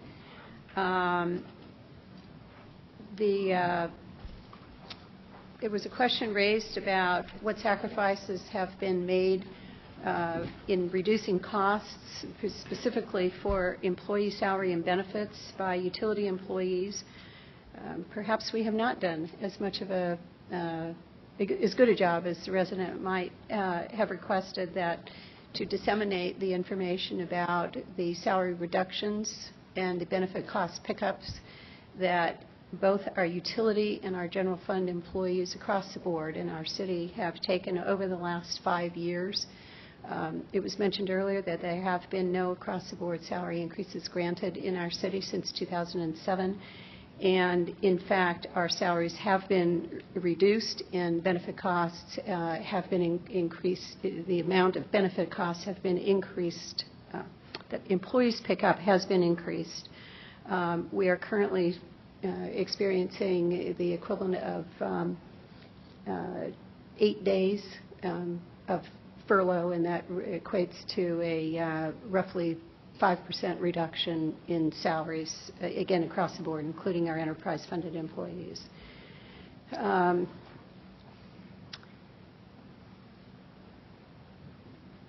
Just because a pipe is 60 years old, why does it need to be replaced? In fact, that's what the master plans are all about. There is nothing is being replaced or rehabilitated unless it needs it. And in fact, the improvements that are contemplated will occur not over a 5-year period, and they're not being funded over a 5-year period, but over a longer time horizon. As we mentioned earlier, over 20 years in the water enterprise and 25 years in the wastewater enterprise. There was a suggestion that the city had provided millions of dollars in free infrastructure to the development of at the crossing. I am not aware. We have researched this and find no information that suggests that was actually the case. If there's more information that the public has about that, we would be interested in understanding that concern a little bit better. Again, there was no redevelopment or general fund monies were directly used to subsidize the development of the housing units at the crossing, other than the subsidy that is being provided on an annual basis for the affordable units, which represent 20% of the units at that development. Those are our former redevelopment agency pledged housing set-aside funds that were specifically intended and strictly designated only for affordable housing, and those are the funds that are being used for that purpose. Once again, it is incorrect that the rate increase equates to a total of 22% compounded annually, or that a current $200 bill would rise to $500 over the 5-year period. We explained that previously. And similarly, the question about the math that leads a 9.8% increase on the water side and 10.3% increase on the wastewater side to a roughly 8% average amount. And I'll see if I can explain that simply, and that is that as the City Council is aware, and as our notice provided a detailed description of, the rate itself on both the water and the wastewater side is comprised of a fixed charge that is related to the meter capacity and a variable charge which is related to the consumption. It goes up based on it's charged on a per unit amount of water consumed, and so if my household consumes more water than your household, I would pay more than you would. So the calculations that we do for comparative purposes are based on the average household, which consumes 8 units of water per month, and using that calculation with the fixed component and the variable component, the rate increase averages out to 8%, and that was described on the handout we provided. Any example we would provide you or that anybody could devise would be nothing more than an example, because the rate is calculated based precisely on the amount of service that is delivered to individual properties. So when we talk about the rate increase amount, again, it's only applied to the variable component of the water consumption, and it is so when you put all of the pieces of the way the rate is charged together, you end up with a potentially different amount. In this case, our calculation showed roughly 8%. And again, as I mentioned earlier, still a significant increase. There's no real argument about that. There were comments about it being imprudent to wait until the roof is falling down, or by corollary to until the infrastructure has actually failed before it's repaired. And in fact, that's what this rate program is all about. It is about getting ahead and staying ahead of the deterioration of the infrastructure and maintaining it in serviceable condition before it fails.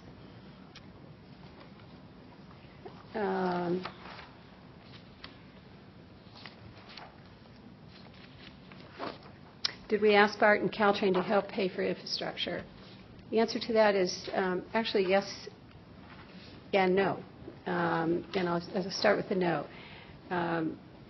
BART and Caltrain, like we, rely on taxpayer and ratepayer revenues, and they have a mandate, just like we do, to utilize their revenues strictly for the services that they provide, which does not include rehabilitation of our water and wastewater infrastructure. However, to the extent that the work being done interrupts or creates an impact to the services that we provide and the infrastructure that is in the way, the answer is absolutely yes. There is a requirement that is routinely applied by the City Council that those changes or repairs need to be made by the person who's interrupting the service. In the case of the Caltrain grade separation project, there was a portion of a line relocation that also involved an upsizing of one of our sewer pipelines that is actually being done by Caltrain and is part of their project in association with another part of the project that we will do. So that was the result of a fairly long and extended discussion with Caltrain, and I think has proved to be to the benefit of both the City of San Bruno and its ratepayers. That concludes the notes that I have, so let me just consult for a minute with Kim and make sure that we've covered everything that we noted.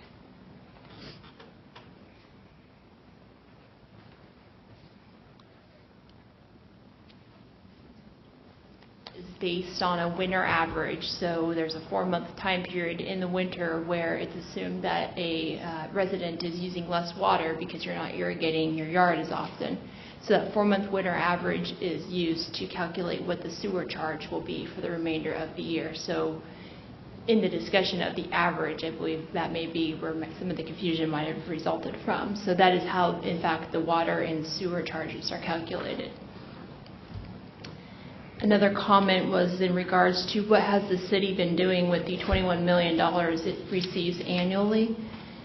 I believe the $21 million amounts to approximately what we receive in the water and sewer funds each year from the utility rates. Those amounts fund the necessary operation and capital improvements in the system, and any amount that is received in a given year that is not spent on operating or capital costs are absorbed into that fund balance for that respective fund. So water rates remain in the water fund. They don't go anywhere outside that fund. And similarly with sewer, those rates stay in the fund. And in fact, the fund balance that exists in both of those funds, primarily in the water fund, is helping to fund the program as we move forward, and is part of the reason why the rate increase, this proposed rate increase for the next 5 years, is less than what it was the last time around. So those funds remain in the fund and do continue to fund those investments. Another comment related to the garbage service was simply why not offer an additional garbage can between a 32 and 64 gallon toter. The garbage can sizes that we have in place, I believe, are consistent with those that are in other agencies. I'm not aware of any other agency in the area that offers a can in between a 32 to 64 gallon. We could obviously work with Recology to see if that's a possibility and possibly factor that into a future rate proposal if there was interest from the community. But at this point in time, I'm not aware of any other communities that have a can in that range. That's it, yeah, I think. Right, just two more comments. Does the use of well water help decrease costs, and would the increase be more if we were not able to utilize well water? And the answer to both of those questions is yes. As we indicated, between now and 2018, the PUC's water cost will almost double, and that represents a more significant cost increase for that portion of our water use. So I think it's fair to say that the use of well water does have a beneficial effect on the city's overall cost and rate structure. And again, as I mentioned earlier, it provides flexibility and redundancy that many of our fellow communities up and down the peninsula do not have. Why wasn't the master plan approved sooner? And again, might we have been in a better situation with respect to infrastructure needs had we done that? The master planning process is by itself a very detailed, very time-consuming and lengthy process, and it is typically done approximately every 10 years in order to make full use of the investment in the planning process itself, and to provide a reasonably long-term and at the same time reasonably fresh look at the needs. So we are essentially on schedule in producing the updated master plans and putting that new information to work for system improvements. So that, one more. This is an easy one. Is there a financial report as to how the costs were calculated? The answer to that is yes. That can be made available, as is all information that we generate through the city. We are happy to make that report available to anybody who requests it.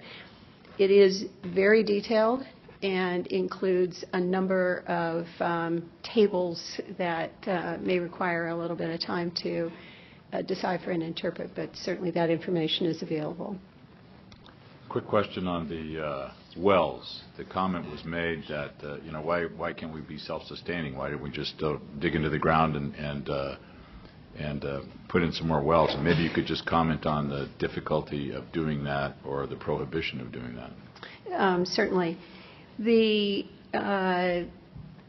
siting and assuring a water supply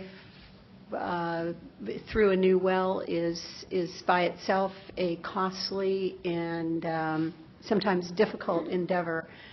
We are currently in the process and have been for approximately a year of needing to site a new well to replace one of our wells that has been out of service and had previously experienced frequent repair requirements.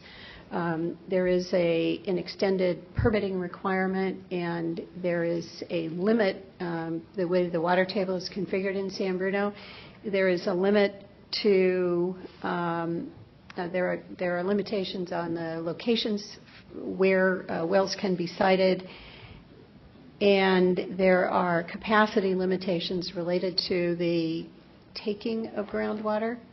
Is that accurate?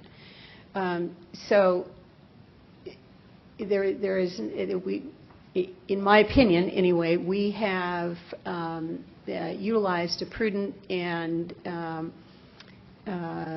beneficial strategy in maintaining a roughly 50% production in our water system, and we have reliably maintained that over a number of years, with obviously some variation up and down in the amount that's been produced. And as I indicated, we are currently in the process of locating and seeking to site a new well, and should be coming forward with that within the next several months.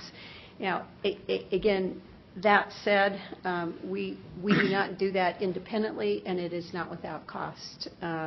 Drilling and maintaining a well is not, I don't mean to suggest that that's a cheap proposition. It, again, allows us to maintain redundancy, flexibility, and cost containment in the operation of our overall system.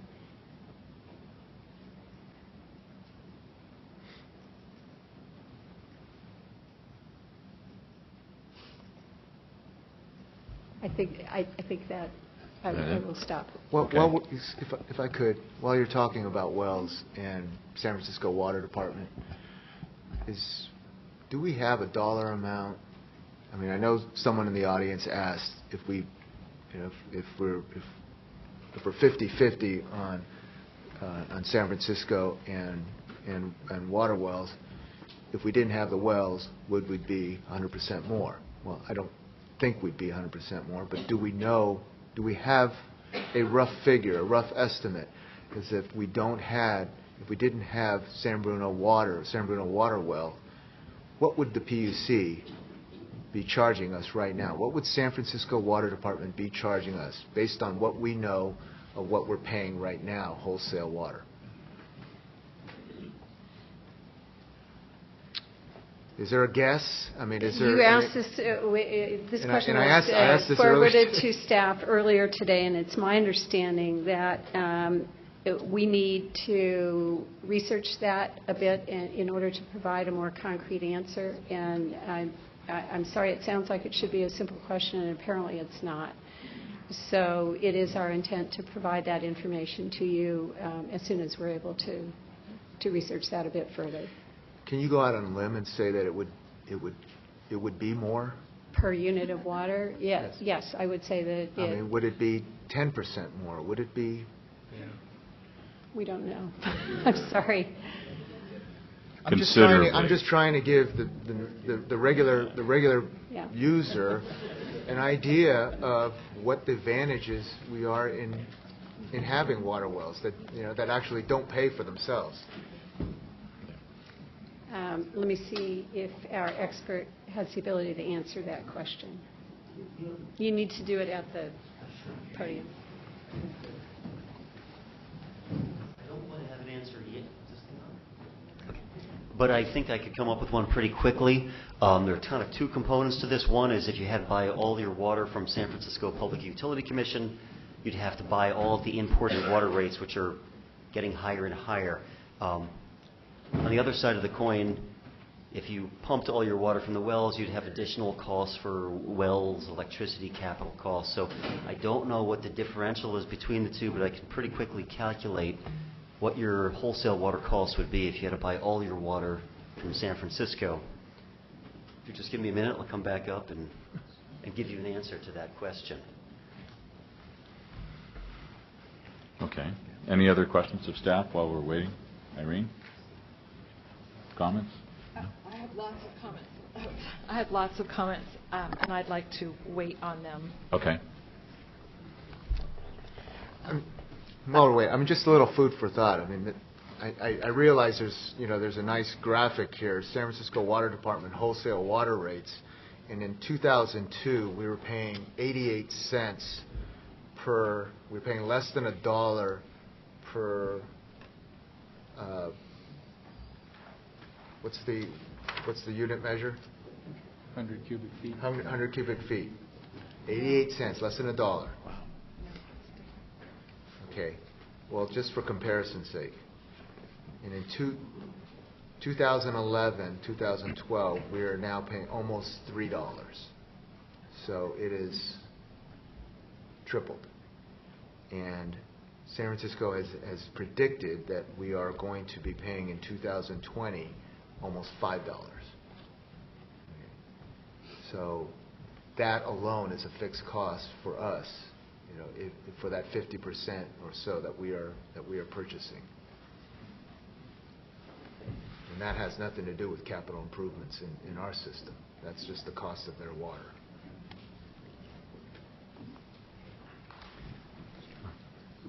I'm trying to juggle a few things here, but to give you a sense, if you had to purchase all of your water supply, last year it looked like you purchased about 776,000 100 cubic feet of water. If you had to purchase it all from San Francisco at the current rate of $2.63, you'd be looking at a little over $2 million for imported water, which would be $4 million a few years down the line when the SFPUC rates double.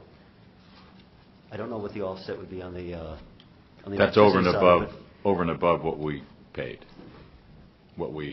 That's in addition to what we paid. Well, that would be if you purchased all your Right, water exactly. from there. Right. I can pretty much guarantee you your own water production is a lot less expensive than having to purchase the water from San Francisco, which is paying for a $4.3 billion upgrade to their Hetch Hetchy water system. So the city's, the other thing I'll just mention, the city's done a good job in recent years. Your imported water has come down as water use has declined, and I think that's one of the goals of this capital program as well, is to keep that trend going where you're relying more on the local water, the cheaper water, than having to purchase from more expensive water from San Francisco. So you've been moving in the right direction, and the plan is to keep moving that way.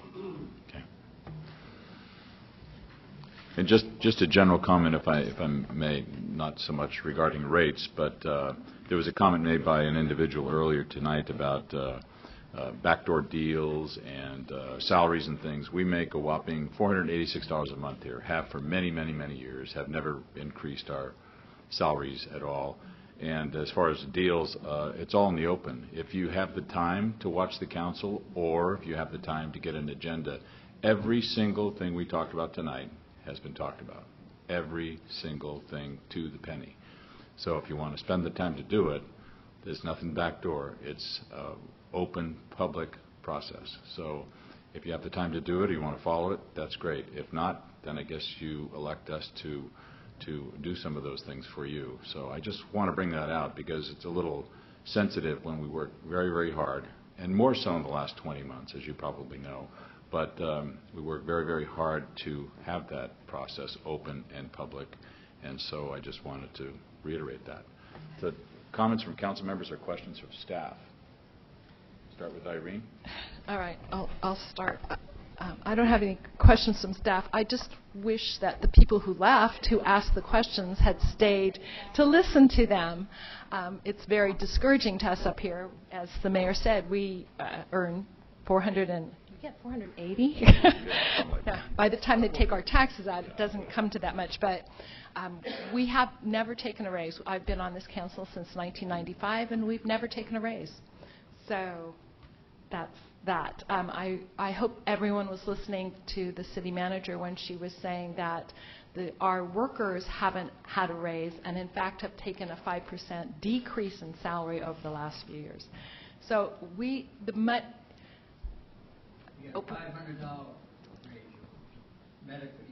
all right, we're on cable TV, so we won't entertain comments from the audience. Thank you. Thank you.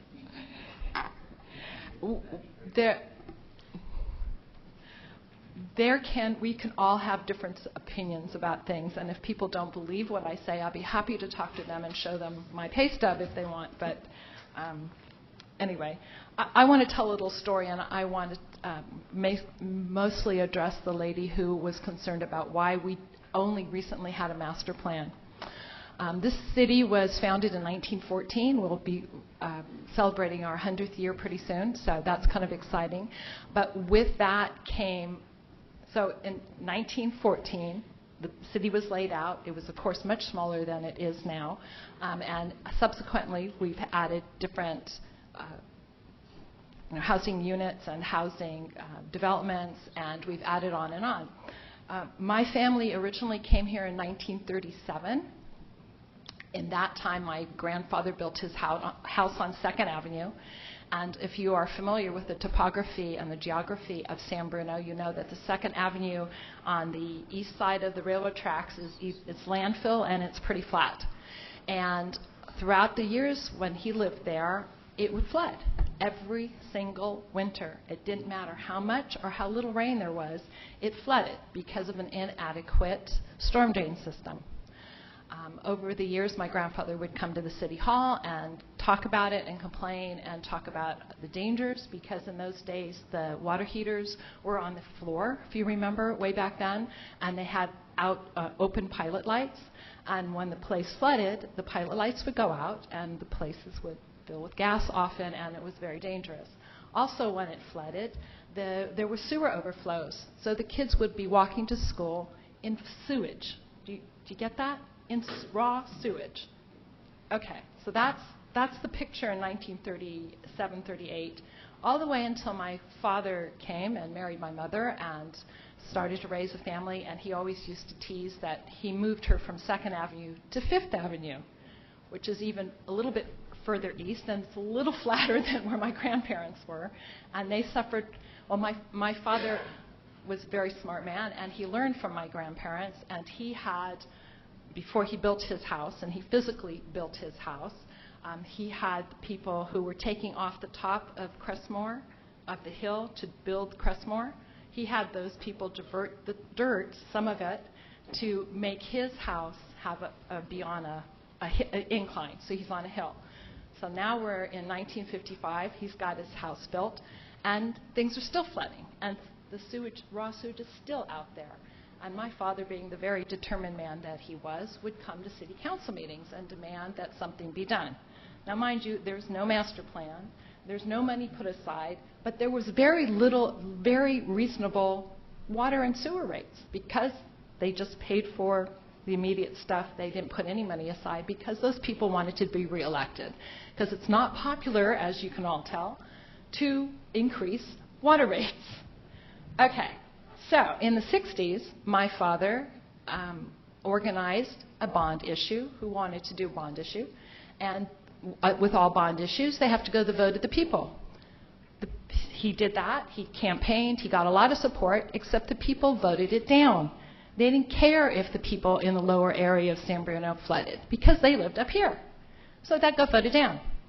Well, my father, being the very determined man he was, went to the, well, actually what he did was kind of sneaky. He gave out the personal home phone numbers of all the city council people and had people, the next time their houses flooded, call them. Well, houses flood at 2 in the morning, so he called them. All those people called the city council people at 2 in the morning. Anyway, after that, he did get some action. He got some things done, but still no master plan, still what reasonable water rates, still flooding, and still raw sewage out on the streets. Okay. Come 1995, I ran for city council. I got elected, as did Mr. Ruane, and then Mr. Ibarra joined us a few months afterwards. We decided that that was not the way we wanted our city to go, and we got and instituted a master plan. That was the first time from 1914 to 1998 it took us to get a master plan. Okay? That's the first time that the rates were raised to do capital improvements. It took us that long, people, 84 years. 84 years of neglect. We're trying to catch up, okay? We don't like it. We pay the same rates you all are paying. It's not fun. My mother's on a fixed income.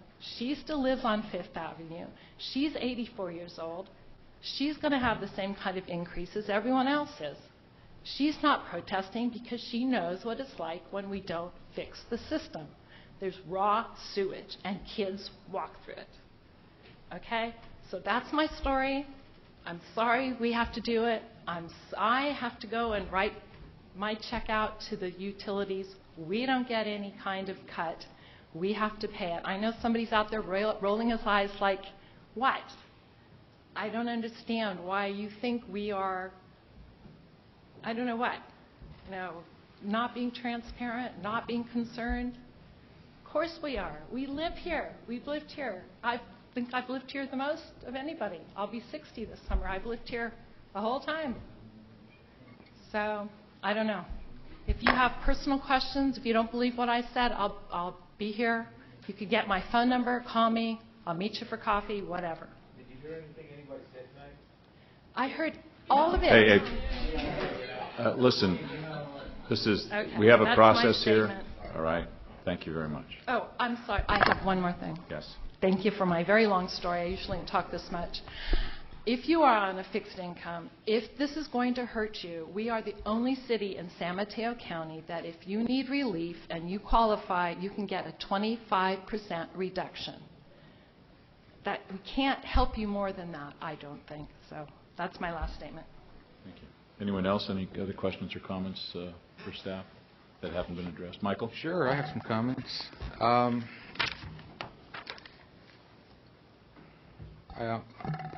Council Member O'Connell and I are on the subcommittee that first reviewed this plan, and so we probably bear the most culpability up here in letting this get to this point. So we did review the plan, and my first take when I always look at these things is I look at the technical aspects of what was being presented, and I spent a lot of time with staff reviewing what's been done, what's being proposed, and all of that made perfect sense. The infrastructure is crumbling. They identified the cost to repair it. Finance worked out the numbers. We brought a consultant in to look at our rates.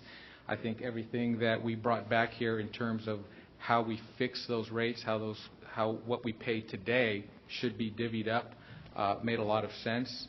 And the way the proposed rates were spread out over multiple years, of course, made sense when you're looking at it. And when you look at these individual rates, you look at percentages, you look at dollar increment changes per unit, these things all look pretty small. But when you look at them in aggregate and you look at an actual bill, when I looked at my actual bill, it takes on a different form of reality. And I did read through all the comments, everything that was submitted. We all got copies of that, and I did read through all of them. I've heard comments from everyone, and I realize that a lot of people are still hurting from the economy. I myself, over the past 4 years, took 2 pay cuts at my job. Not city council, I still get my $400 here, but I know what it feels like to have to budget this stuff. We're a family of 4, and we have to budget a lot of different things, and these cuts are significant. And when I first looked at it, and I was like, okay, ouch, that's going to hurt. That's several $100s more that we're going to have to pay over the next 5 years.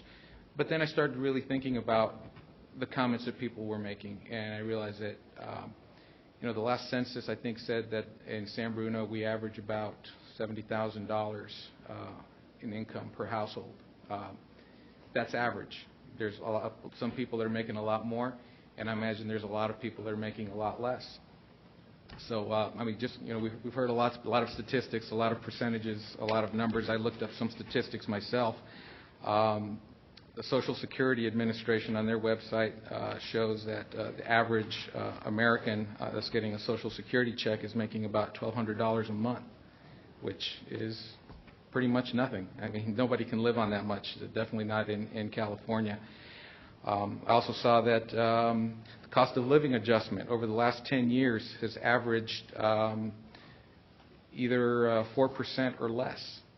So anyone who's on a fixed income could probably expect not to make more than 4% more every year. So if we're increasing, and again, utilities make up a small portion of that. Most financial planning websites recommend budget 10% for your utilities. If somebody's making the average Social Security income 10% utilities, I mean, we are already taking more of that just for water and sewer. Forget about electricity, forget about gas, forget about cable, anything else. So those numbers, they kind of stuck in my head. The Housing and Urban Development website says that 40% of evictions in the United States are due to having water cut off. So people can't afford water, they get their water cut off, and they lose their homes. It's a pretty significant number. I mean, people losing their homes, 40% of it because of water, and here we are proposing water increases. So on one side, I completely understand that you can only go to the well so many times. Excuse the pun there. But you can only go to the well so many times. And I think, I heard people mention put out a bond. Let's fund it through a bond rather than through rates. And there are some different mechanisms you can use to fund these things differently. But there always has to be an income stream. And if we did put a bond out there, you would all have to agree to pay that bond back with interest. And that would require, I believe, a 2/3 vote from the public. So everyone in San Bruno, 2/3 of you would have to approve that.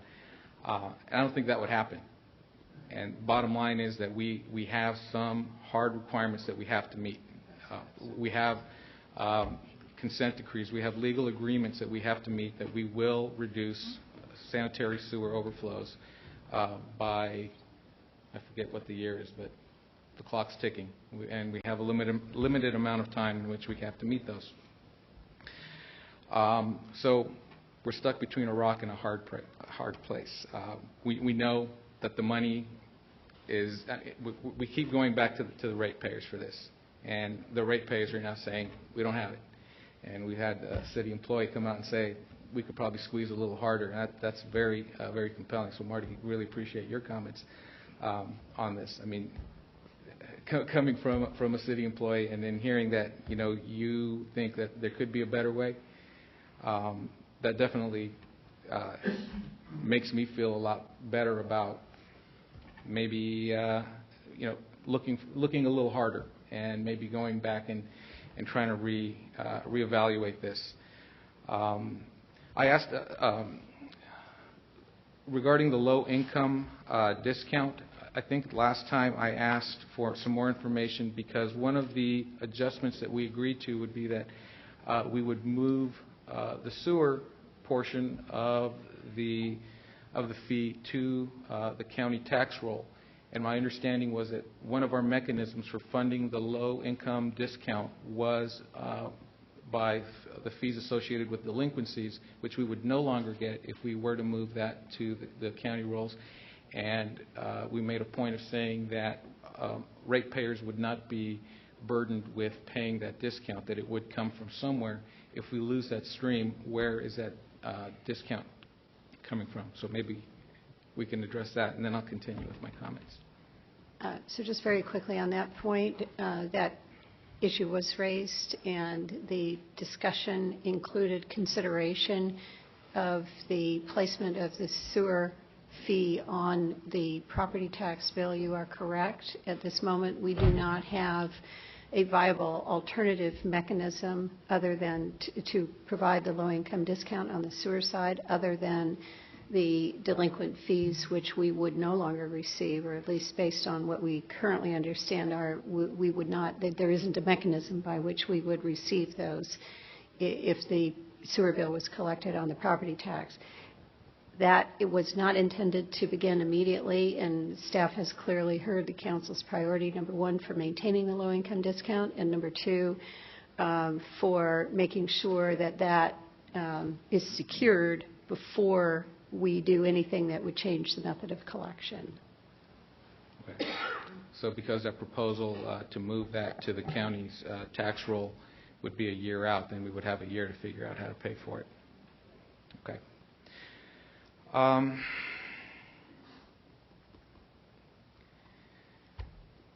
The only other comment I would have is that based on what I've heard tonight, and based on what I've read from the public, I don't think that it would be fair. I don't think it would be representative of the people's wishes for us to pursue the increases that were proposed, and I would recommend that we look at some other alternatives that might perhaps be somewhat less painful in the short term. And I realize that would impact the current plans, but I suspect that there are some infrastructure changes that could be either delayed or financed over a longer period of time. We are looking at using debt to fund some of this, and I'd really like to see us come back with something that's more palatable.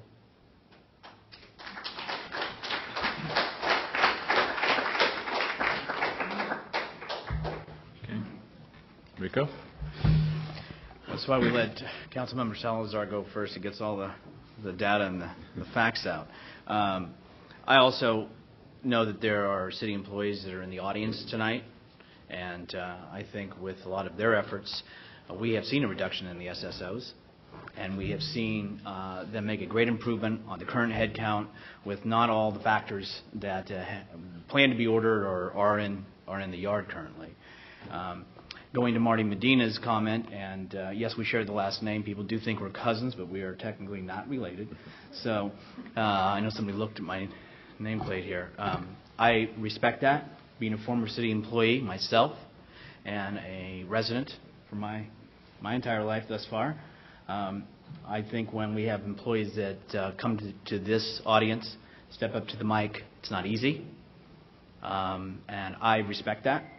And I think us working together, as this community did over the last 20 months with the staff's help and support, we've made great strides. And we have gone through a lot. And I think we sit here tonight, one proud community. So I think we can, not to be a pun again, go back to the well, go back to the well and let's re-examine. I, like some others, and I hear us talking up here, I went back to my water bills back to 1999. Yeah, I still have them. I'll shred them soon. But and looking through 2003, just to kind of see the significance and where it went. I look back, and believe it or not, I keep too much paper probably, but here's the 2009 water rate study survey. One of my questions was, what have we accomplished since we raised the rates and they were given 4 different levels of opportunity in which to raise at this point, from levels 1 through 4. And the council then, I being one, endorsed level 3 because we thought level 4 was too much. I think it gave the opportunity for the community to have other options as well. Where did we want to see ourselves go? How bad was the situation? And what, if you want to say, the pain threshold could handle. Like Councilmember Salazar, at my job that I work, because obviously 486 doesn't pay the bills a month, I've reduced. I'm not making what I did either. So I understand that.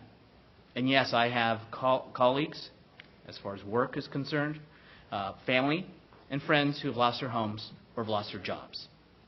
So I'm very aware of the pain that people suffer and are suffering and are going to unfortunately probably continue. And I also know unemployment, probably the maximum is about $450 a week is what you get.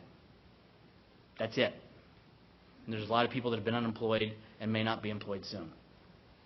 I personally, wanting to know, I brought it up back in July 2011 when I asked about, I know I bring up about comparisons to other cities, because to me that's important. I know we had an answer to San Carlos, but I've also brought up Cal Water, not to put down anybody who works for San Bruno Water. But I think when the question's asked, we have to have that answer. Why is San Carlos cheaper? Why is the city of San Mateo? Why is the city of South San Francisco? There are various reasons. But I think as we look to the shared services or outsourcing various options, we need to have everything considered so that the public has that answer very clear and that we all can understand. On the garbage rates, to me, that was more sewer water. On the garbage, can you please let me know what was the original request for the increase before we went to 2.34? There are 2 proposals. The Correct. original proposal was the interim rate adjustment of 2.341, and the supplemental proposal that was provided, it was to initiate an organics program at a cost of about a 9.3% increase. Okay, thank you very much. So that was brought up before for a 9.3% increase. And back then, I also raised the question of concern about what can the community withstand. And that was before I knew the water and waste price. I'm blessed. There was 2 of us that went for it. And now the whole council says let's go with the 2.34 and put off the organic because of the tough times. And I'm sitting here still with the same concern with the water and wastewater. A 5-year plan for rate increases, some people can perceive that's like a blank check. There really is no reevaluation. There's really nothing going to come back to us for another 5 years. It's been 3 years, and don't think from 2009 to now, it hasn't been on my mind, the vote that I made to try to keep us out of bay as far as with the bay keepers and the regional board. I want to know, and I think the community deserves to know, what projects have we done? What capital improvement projects have we initiated? What have we completed? I also want to know about the costs from the design and the concept through to the management and conclusion of those projects. I think these are all things that transparency is important, education is crucial, and I think these times, unfortunately, brings it to light, and we need to bring it to light a lot sooner. So I'd like to see staff go back. I am not prepared to vote yes for the water, wastewater rates as they are. Garbage rates at the 2.34, considering they were going to be at 9.3, I am prepared to vote yes on that.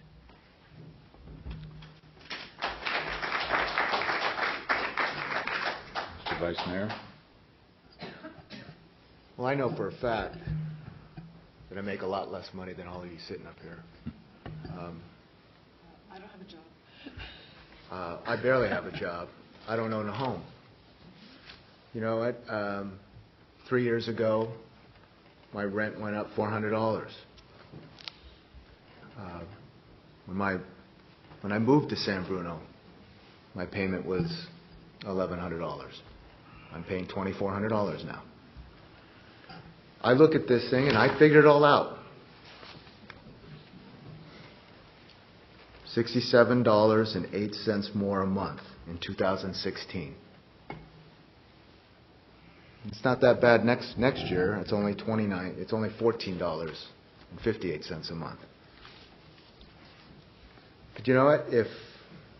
What hasn't gotten higher? What hasn't gotten higher every single year in the past?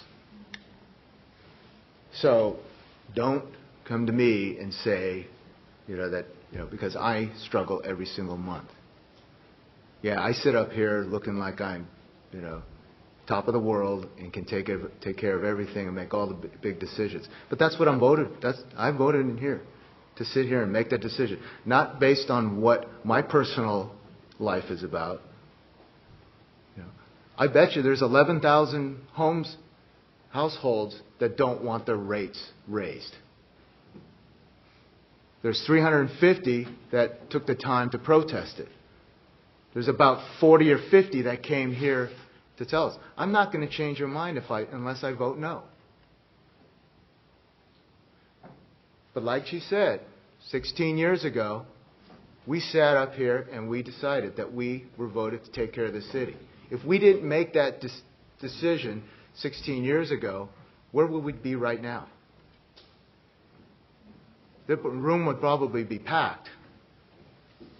But then again, maybe you could vote someone else, another majority on this council, to keep voting no. So I'm not going to vote no.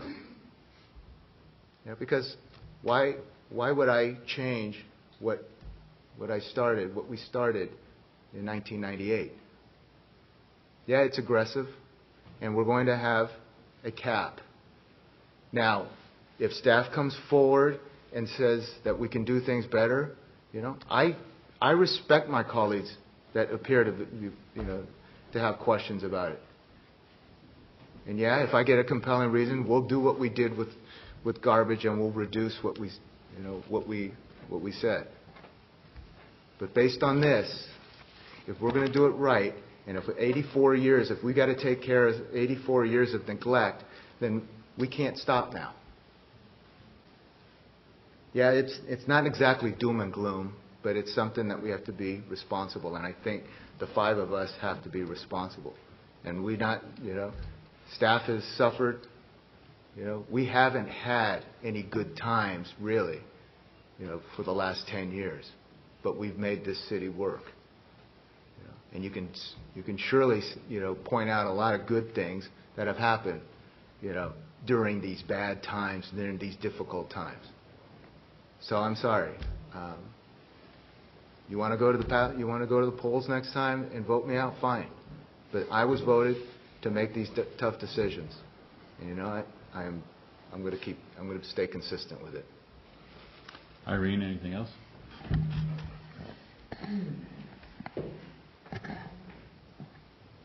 No, I think I've said it all. All right, thank you. Through the chair, if I Michael? could make one additional comment.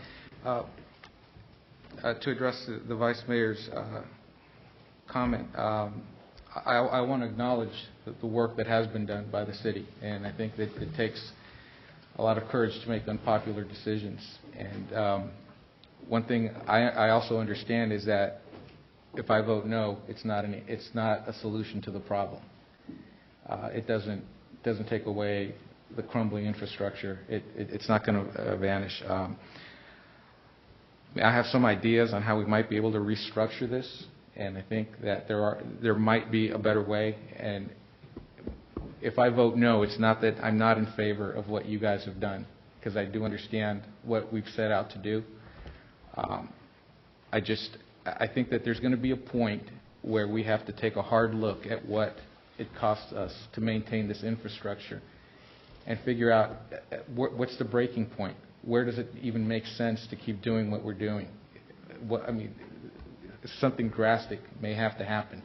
I mean, with fire, we looked at merging fire departments. We looked at same thing with police, sharing services. Maybe we need to think outside the box, because it will get to a point where it's just going to be unsustainable. And the vice mayor, said everything is going up, and that's true. The city's costs for maintaining these pipes in the ground, it goes up every year. It gets more expensive to do it. Cost of water keeps going up. The price we pay to maintain the wells goes up. But this is water. We can't say, okay, we're going to just cut water. If it was cable, we stop watching TV. But water, you can't just turn it off. You need the water. It's an essential part of what we need to live. And as a city, it's our duty to maintain this.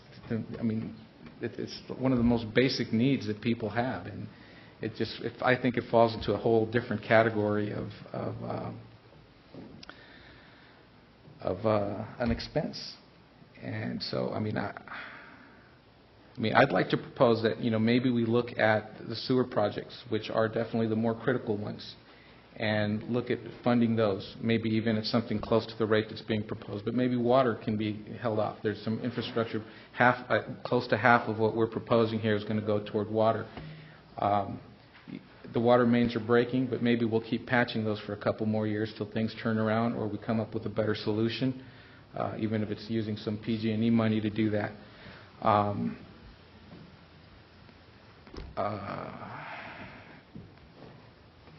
I think we still should move forward with the cost adjustments that we made, the reallocating of the base price to make those things more equitable. I think that's something we could definitely move on. So I don't want to say I'm not in favor of everything. There are a lot of things here that we're proposing that some things are definitely needed. Some things I think are good ideas, but taking it as a whole, I think is not supportable. Okay. All right. So you put yourself back in 2007, 2008, when the economy really tanks and everybody's hurting. And the economists all say, hey, 18 months to 2 years anyway. Then you go back to 10 and 11, and they're going 18 months to 2 years. And now we're into 12, and unless you have some kind of crystal ball, mine's pretty cloudy. I can't see the end of it. So I suppose for me, and you may not like it here, is that you pay me now or pay me later. And what's going to happen later, I don't know. But I do know what we have to do now. As Irene said, I was one of the members of the council at the time, the two of us, when we had to really bite the bullet. And we were pretty much told, if you don't get on board with these infrastructure improvements, you're really going to get hit later. And we have avoided a huge hit. You may think this is a big hit. Wait till Hetch Hetchy finishes up. Wait till Hetch Hetchy finishes up. We have a number of wells here that are really going to help us subsidize our existence here with water. But other cities, and I know it doesn't do you a damn bit of good to look at your pocketbook and compare yourself to another city because it's out of your pockets, not out of theirs. But there's some huge hits coming in other places. We've tried to manage this conservatively. The staff over the last 5 years has taken cuts. Somebody said maybe we could, cut personnel. We are down to bare bones. It's been very, very difficult, and there's not a lot of flexibility. But if we don't do what I feel we have to do here, we're just putting off the inevitable when maybe you're all going to be flush with cash and you won't care. But I don't think that's going to be the problem. I really think we have to do what we have to do this evening. And if, in fact, in 2 years, we all win the lottery, hey, there's nothing to prevent us from looking at this again. But the very frustrating thing for me, and I'll say it again, is when we get sued by organizations that are nothing but cottage industries, and they take that money from us that should have gone into fixing those pipes, and there's an example of one pipe back there that looks like a piece of Swiss cheese, and put it into the Rose Society or the Marine Mammal Center, and it doesn't go back into our streets. I don't want that to happen again, and in order to avoid that happening again, we have to pay to get this place up to where it should be. We've worked very hard for 16 years. I don't even want to put a stall on it now. And so if I'm the bad guy, but the bad guy has to pay the same rates as you do, I'm going to be in favor of these ordinances.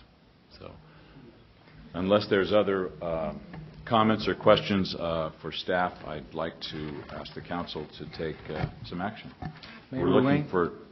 I'm sorry. Yeah, I was go going ahead. to. I received a request from a resident that for specifically the water rate increase, that we forego our normal procedure of waiving the reading and actually read the terms of the ordinance. So I'll put that to the chair to consider entertaining that request. What would you like to do? Normally we waive the first reading. Mr. Mayor, can we take the one at a time and take A? That's what we're going to do, Okay, right. thank you. Right. Is there any objection to bringing item A forward? And if not, what is your pleasure? We're looking to waive the first reading and introduce the ordinance.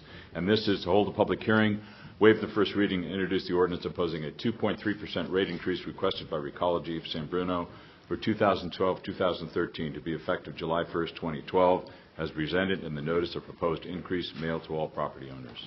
Mr. Mayor, is that with the understanding, too, that Recology staff and Peninsula Place will get together and review Yes. and look at the discrepancies or the concerns that were raised tonight? Yes, Thank you. absolutely. Is there a motion to waive the first reading? So moved. Second. Motion second to waive the first reading on the question. All those in favor? Aye. Aye. Opposed? Okay. Would someone like to introduce the ordinance? I'll introduce the ordinance for adoption.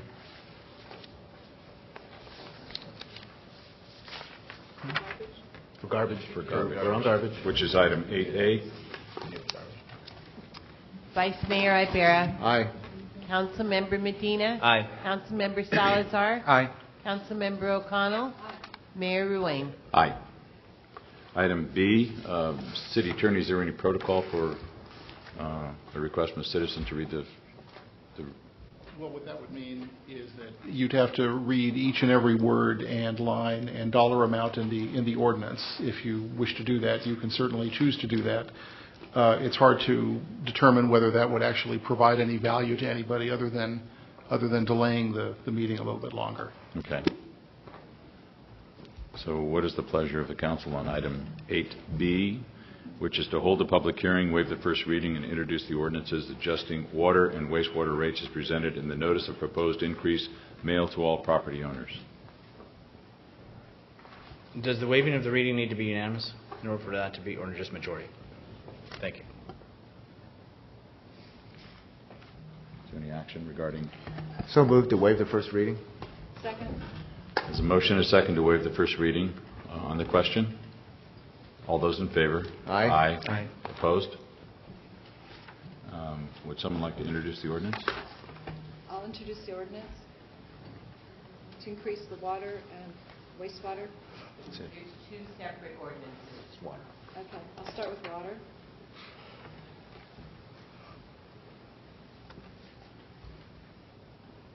Councilmember O'Connell. Aye. Vice Mayor Ibarra. Aye. Mayor Ruane. Aye. Councilmember Medina. No. Councilmember Salazar. No. Would someone like to introduce the ordinance for wastewater rates? The Chair, I'd like to waive the first reading. Second. Motion second to waive the first reading. On the question, all in favor? Aye. Aye. Introduce the ordinance for adoption. Vice Mayor Ibarra. Aye. Mayor Ruane. Aye. Councilmember Medina. No.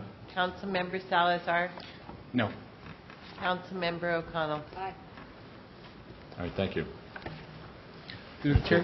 Yes, Councilmember Salazar. I'd like some clarification from Mr. Zaffarano on the Prop 218 requirements on this. It says that these things require a two-thirds vote to pass, and if I calculate that out right, for us that would be about 3 1/3. So do we round down or does that round up?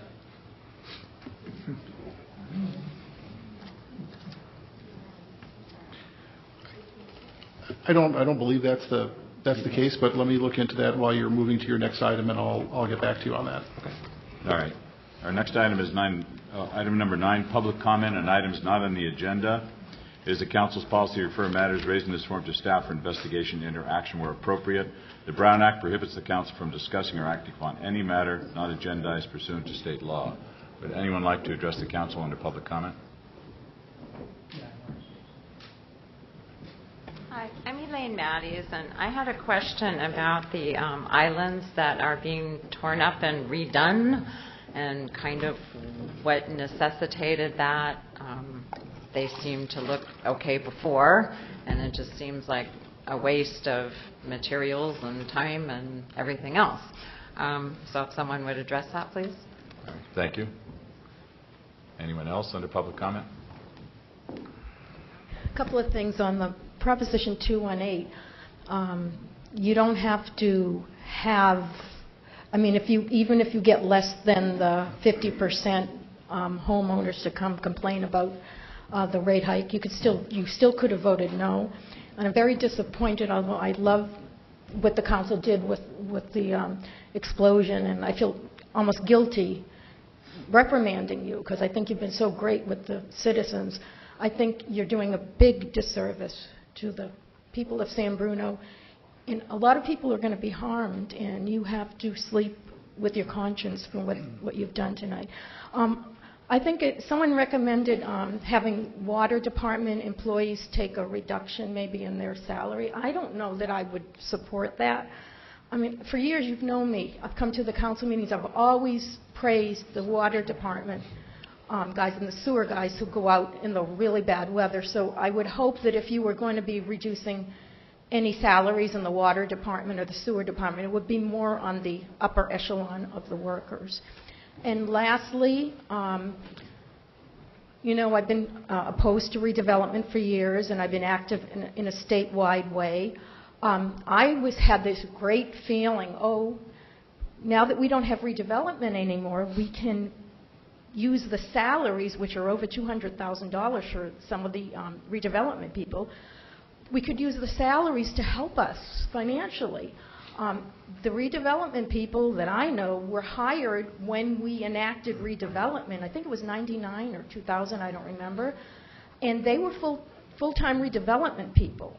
So I'm thinking maybe if they're not going to need a job anymore, we could use their salaries. Now I'm being told that we're going to be trying to find other jobs for them, or maybe they were doing part of the work of another employee.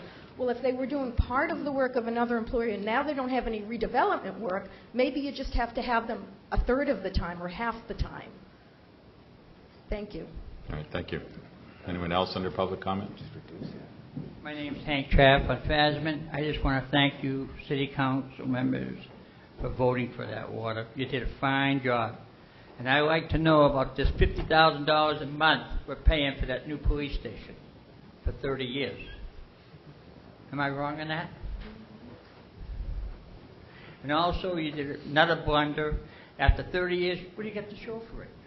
Nothing. That's a dumb place to put it. That's a bad place.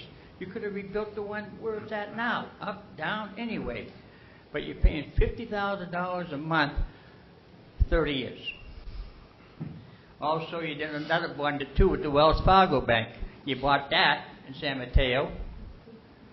You spent all kinds of money for that bank, and nobody would buy it, so you tore it down and made a mini park.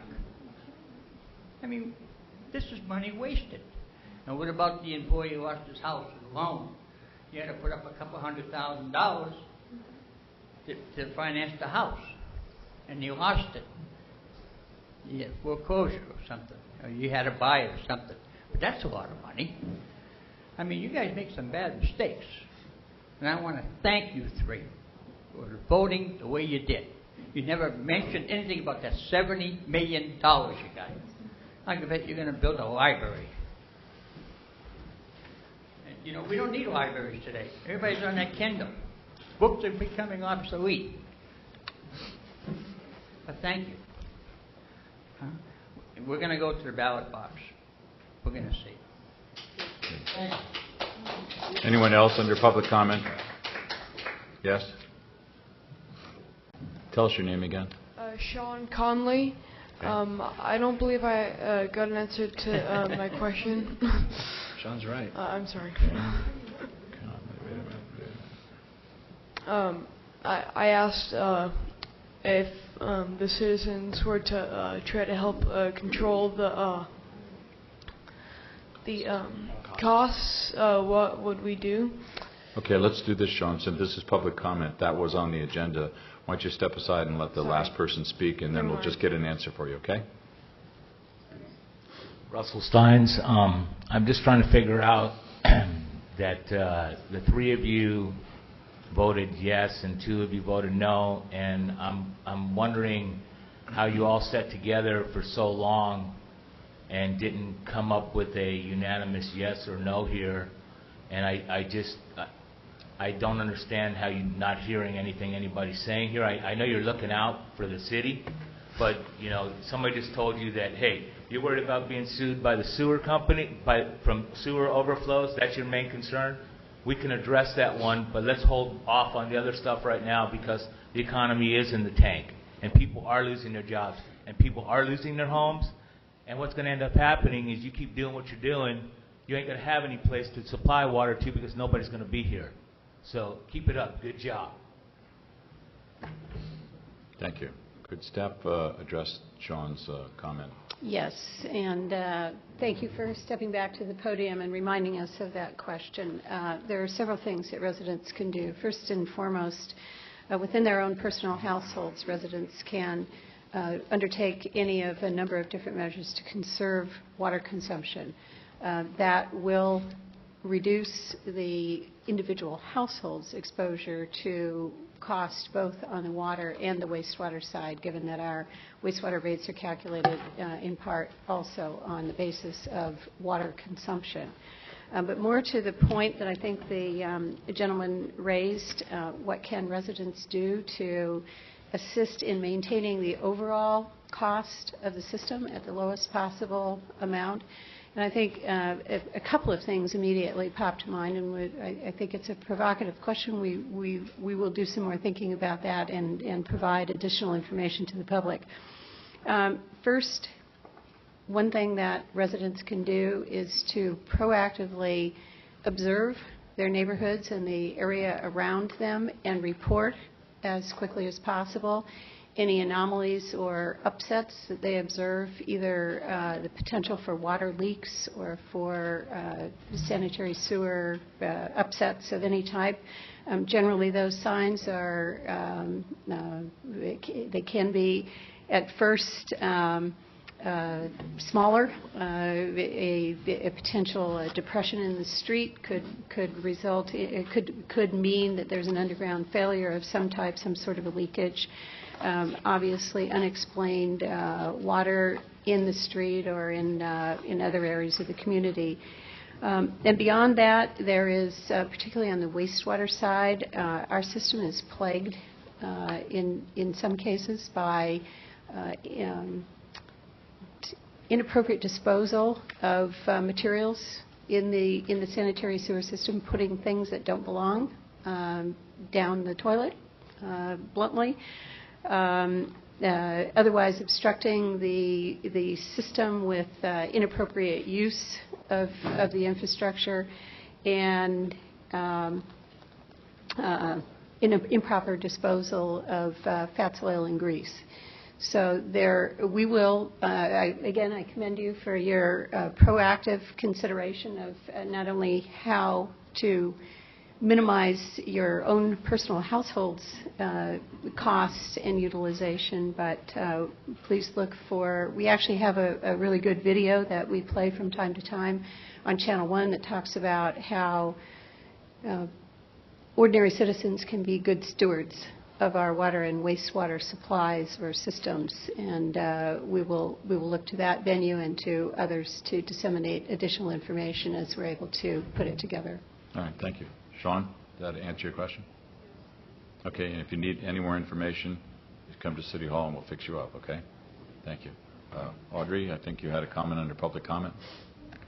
There is one way to change the vote. I think if the community came all together, I don't know how to do this, but we can start an initiative to overturn the decision tonight. Thank you. City Attorney, did you have some results?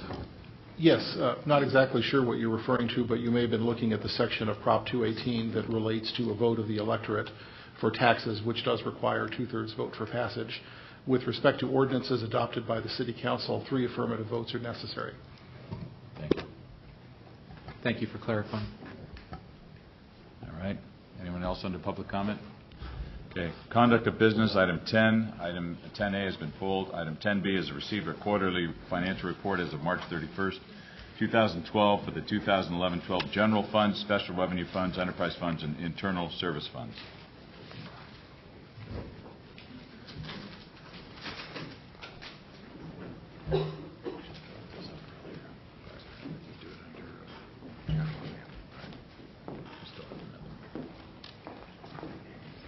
Good evening, Honorable Mayor, members of the City Council. I'm here tonight to present to you the third quarter financial update report. I'm going to just quickly summarize third quarter results for the various revenues in the general fund. So starting with property tax, we are currently at the, as of the end of March, at 62% of our budget of $5.5 million. And keep in mind that the property tax revenues are received in increments twice a year, and those are typically received in December and April are major installments. So the amount of $3.4 million year to date does not reflect the installment that we received in April. Comparatively, over last year, the amount of $3.2, we're about $200,000 higher than last year. This is primarily the result of a one-time supplemental payment that we received. It's not a recurring payment. It is just a one-time payment received this year. For sales tax, the budgeted amount of $6.6 million represents an increase the amended budget. If you'll recall, during the second quarter financial update and budget adjustments, one of the proposed adjustments was an increase in sales tax of $500,000 due to the increase that we're seeing in the sales tax arena. So year to date, we are at 59% of budget, $3.9 million versus $3.8 last year. VLF, vehicle license fees, we receive those fees twice a year, so this represents the 49%, half of what we anticipate to receive, with the other half received in April. Charges for services of $2.2 million, on track. This encompasses a number of things, and it is on track with with the budget and is basically aligned to where we were at this point last year. Use of money and property, a budget of $1.7 million. Year to date, we are at $1.2 million. This category includes investment earnings, which, as is the case everywhere, are lower than they have been. It also includes a decrease that we will see as a result of the elimination of redevelopment and the loss of an interest payment that we will receive on those advances going forward. So this category will see a reduction, a slight reduction this year as a result of that. Final category, hotel motel occupancy tax. Again, the budget amount of $1.97 million represents the increased budget that was brought forward at the second quarter budget amendment.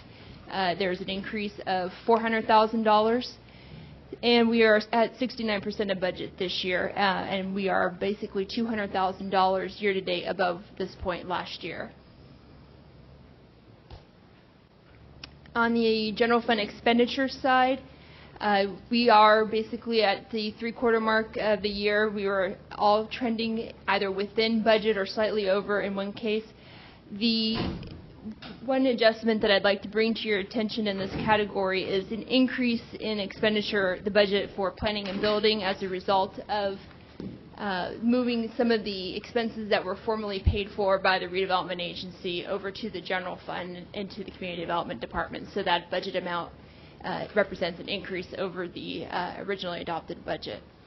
So total expenditures in the general fund year to date are 72% of the budgeted amount of $32.7 million.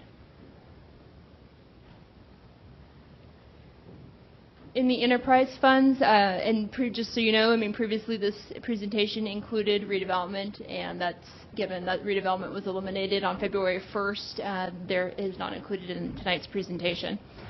For the cable, on the cable side, revenues are at 69% of budget. They are slightly below where they were at this point last year, so $7.6 million versus $7.9 million.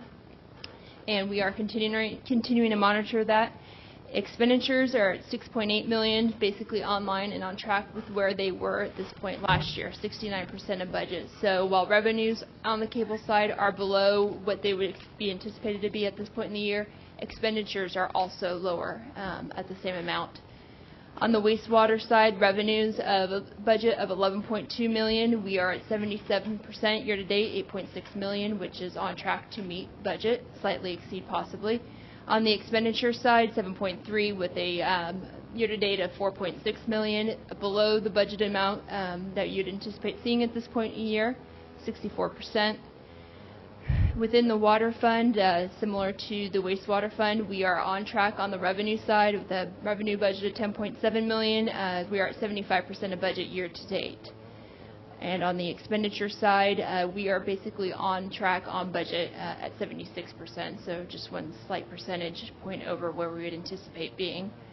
And finally, on the stormwater side, revenue budget of $620,000, year to date $400,000, 65% of budget. Similar to the property tax, because stormwater fees are collected on the property tax bill, we receive those installments twice a year, once in December and then in April. So an additional receipt was received in April and not reflected in these numbers. And on the expenditure side, we are trending well below budget on the stormwater side at 61%. So that concludes the brief overview. I'm happy to answer any questions. Any questions of our Finance Director? Okay. Thank you very much. Item 10C, adopt a resolution authorizing the city manager to execute a construction contract with Sposeto Engineering, Inc. in the amount of $220,200 and approving a construction budget of $242,500 for the construction of the Commodore Drive pedestrian access project.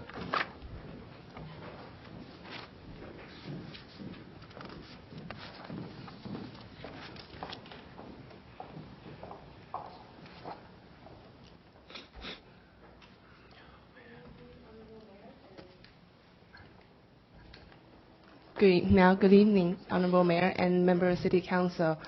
As the Mayor just stated, this item requires your approval to award a construction contract for the Commodore Drive pedestrian access project.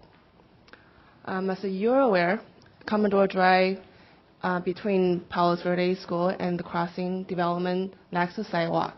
However, this section of the street is frequently used by pedestrians to get to and from the BART station, the Tenfront Shopping Mall, the National Archives Building, local parks, school, and the Bay Hill Shopping Center. The map here behind me illustrates the existing condition of the project area. The dotted red line is the existing sidewalk, and we're illustrating the missing link of sidewalk in the project area. With that in mind, the goal of this project is to construct the missing sidewalk on this section of Commodore Drive and to create a continuous pedestrian access route. A quick review of some of the major events had taken place. The Traffic Safety and Parking Committee and the Bicycle Pedestrian Advisory Committee received approximately 122 resident and co-workers signed petition to request a sidewalk in this area.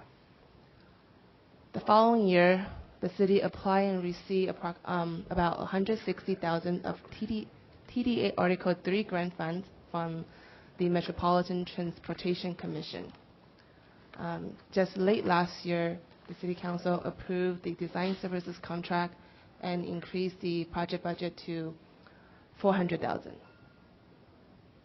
The approved design scope included the sidewalk improvement, the above surface lighting, and the subsurface lighting, and above surface lighting, and pavement improvement. It is important to construct a sidewalk that follows in line with the existing pedestrian path. As you see here, the proposed sidewalk is on the north side of the roadway, fronting the National Archives building.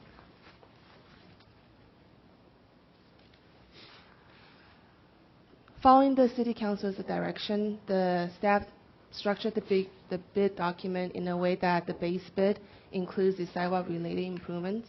The bid alternates include the subsurface and above surface lighting and pavement improvements. Before moving forward to the bid results, staff would like to point out the available budget for the construction contract administration, and inspection is $275,000. Staff received 3 bids.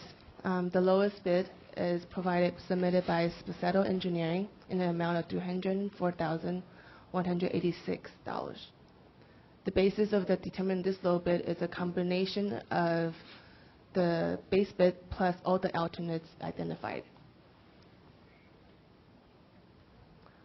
The table behind me now shows all the 5 different options, contract options. Option 1, 2, and 3 do not require additional funding. Option 4 and 5 will require additional appropriation. Specifically, option 4 requires $57,000. Option 5 will require $84,500. With that, the staff recommends to defer the payment work and combine it with the future paving project, and to award a construction contract in an amount of roughly $220,000, and with a construction budget of $242,500, and that includes a 10% of contingency. If council approves to move forward with this project, construction will start this June. With that, that concludes my presentation. Any questions of staff? Michael? Through the chair. Thank you. I'm wondering if the primary traffic through this area is related to the park and the school that are on one end and the new housing that's on the other end. What is the nighttime use of this area, and does that really justify the costs related to the lighting? With the opening of the Commodore Drive / National next to El Camino, a lot of the local residents that might not be specifically on Commodore Drive are using the street as more or less a cut through to get to El Camino. So lighting wise, if we put in its staff position that if we put in a sidewalk, we provide lighting that is similar to other parts of the city. Right now, there's no lighting within this project limit. There's two light poles between Cherry and the National Archive building, but the remaining section where we're proposing to have sidewalk has no lighting. Okay. And I think you explained before that subsurface lighting is lighting that's actually embedded in the sidewalk. Yes, the conduits and pole boxes, things that's below ground that you normally we don't see. Right. And because you made the comment similar to what we have in other parts of the city, but I don't think we have that anywhere else in the city. So if we were to just do above ground lighting, how would that change the price? When I meant subsurface, I mean all the subsurface You're talking about infrastructure. the The actual, wiring. the actual Inside wiring the ground. conduit. Okay. So we have to invest in the conduits before we can I see what obviously you're saying. install Okay. the poles. Any other questions, comments? Can I ask what is the CIP funding made up of? Was that investment from the general fund, or was that from, what is the makeup of the street fund? Is the grant funding and also gas tax, Measure A, transportation-related funding. Okay, but not general fund money. It's not general fund, and also some, many years ago, some RDA funds was assigned for this project. Okay. It's a Right. combination of Just those so we're things. clear that this is not something. It's not general. The funding is for the type of project. It's not general fund. Any other questions? Through the chair, Michael? one other question. The lighting that we're proposing for here, there's been talk about going from series to parallel for street lighting. Is this going to take advantage of any of that, or is this going to be the old system that we have everywhere else in the city? And also, is there an opportunity here to do maybe LED, which I understand is more efficient? This lighting system will follow modern existing standard and not the old existing in other part of the city. And yes, it's under consideration to use LED or some other type of lighting for this project. Okay. And that's all contained within this price? Correct. Thank you. Questions? Well, I just want to make a comment, or a couple of comments. Remember, when people are walking through there during the winter, it's dark at 5:30, 6 o'clock, and I know there's a number of people that live in the apartments and walk through and go down to Tanfran or walk back and forth. So it does get dark there, and it gets pretty scary with those big tall trees. So I've been there several times. So definitely lighting. I am not the best mathematician around, so I don't quite understand if the bid is for $304,000, and that covers option 3 or option. I don't understand why the $400,000 doesn't cover everything. So the table behind me, I think it might be easier to refer to this. If we look at the total, if we want to implement all the improvements that were designed, we're at about $300,000. Right. Now, there's going to be a 10% contingency that we usually build into a contract, and obviously that will be roughly $30,000. And at the bottom of that table, we estimate the construction administration and inspection will cost roughly $24,500. And then on this slide, you can see we have already spent $125 up to date. So for design and all the other costs that we have incurred to support all the work that had done today. So we have available budget of $275 right now. So in order to utilize all that fund and not require any more appropriation, that's why the staff is recommending option 3, which will be under the $275,000 budget. Okay, and then now I understand that. I must have either missed that while I was doing something, or I don't know what. Okay, given that, I'm concerned about doing all that work and then not having the pavement done. I mean, the people have been waiting since 2008. We're going to put all this money into sidewalk improvements and lighting, and then the street's still going to be bad. So I appreciate the answers that I was given earlier about that we could put the repavement off, but that'll just bump something somewhere else. It's kind of like this, it's never going to go away, so if we do it ahead or later, it still has to be done. So I understand the economy of scales, and maybe we can do it cheaper with everything else, but that would still bump something else. So I would like to see it done all at one time and just have it done, because we've been futzing around with this for 4 years. Futzing. So I'd like us to entertain that after. So what is your pledge? What I'd like to do is I'd like to. They're separate things. Yes. I'd like to, instead of number 3, which is the staff recommendation, number 4 includes pavement improvements.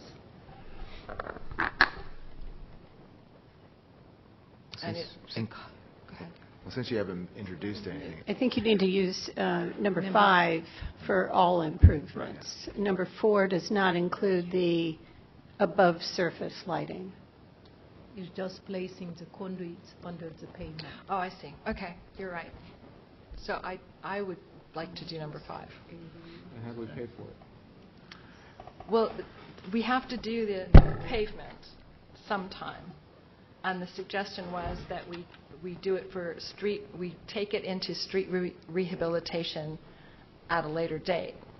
Well, that money's set aside. So it's again, we pay it now or pay it later. We have that money. We could put it from the street rehabilitation funds into these funds and do it now. Or we can reassess it all and do it either next year or down the line. So am I correct in that assumption? I just want to point out that alternative would require additional $84,500 additional appropriation to this project. Right. But it still has to be done eventually. Sooner or later, it has to be done.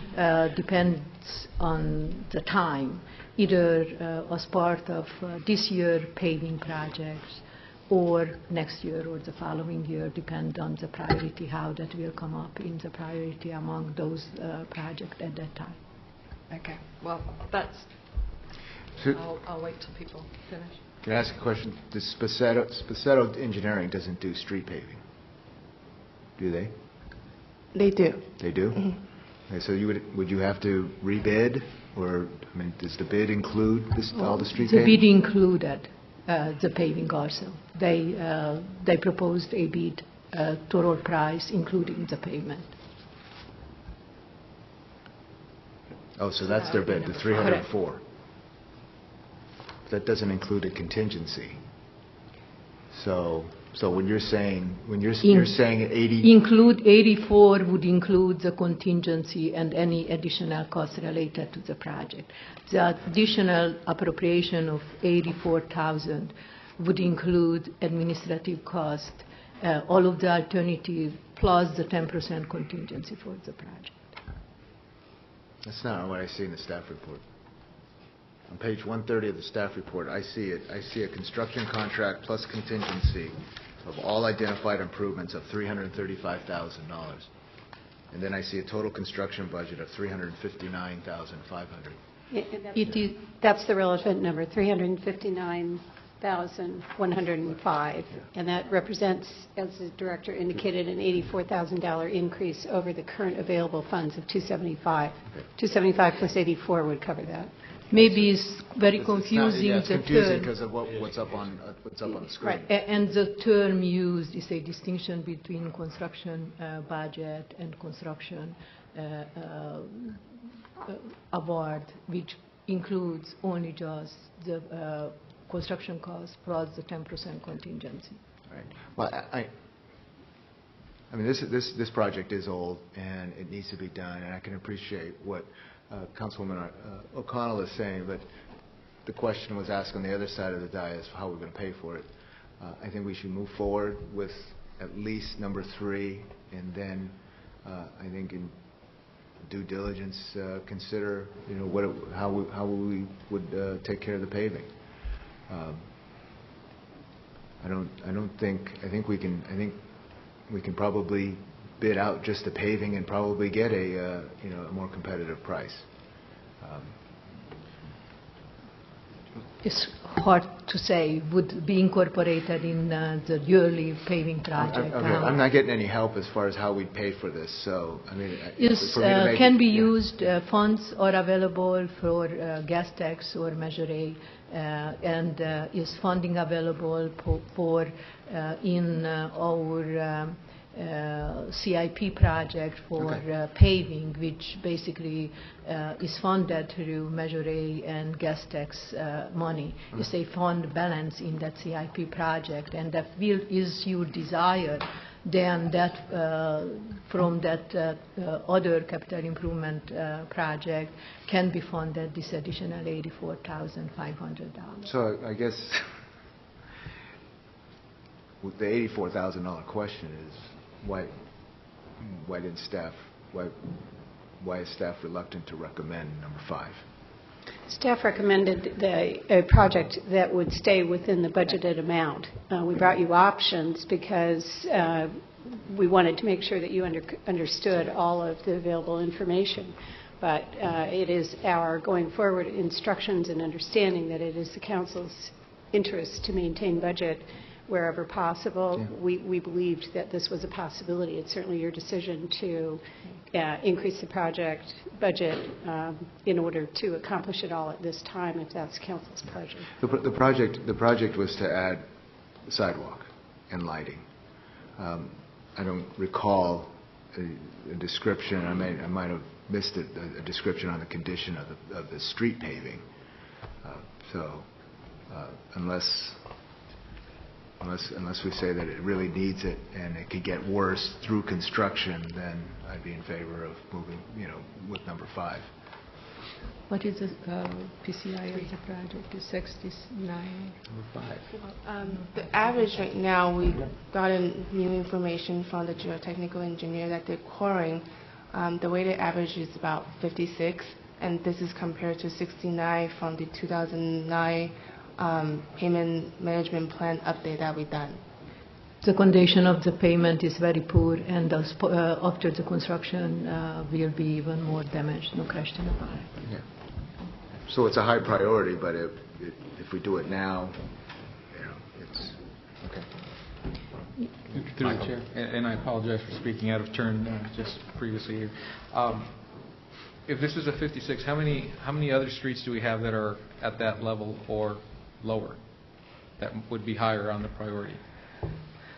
I don't have the number in my head, but probably there are other streets which has the same or lower.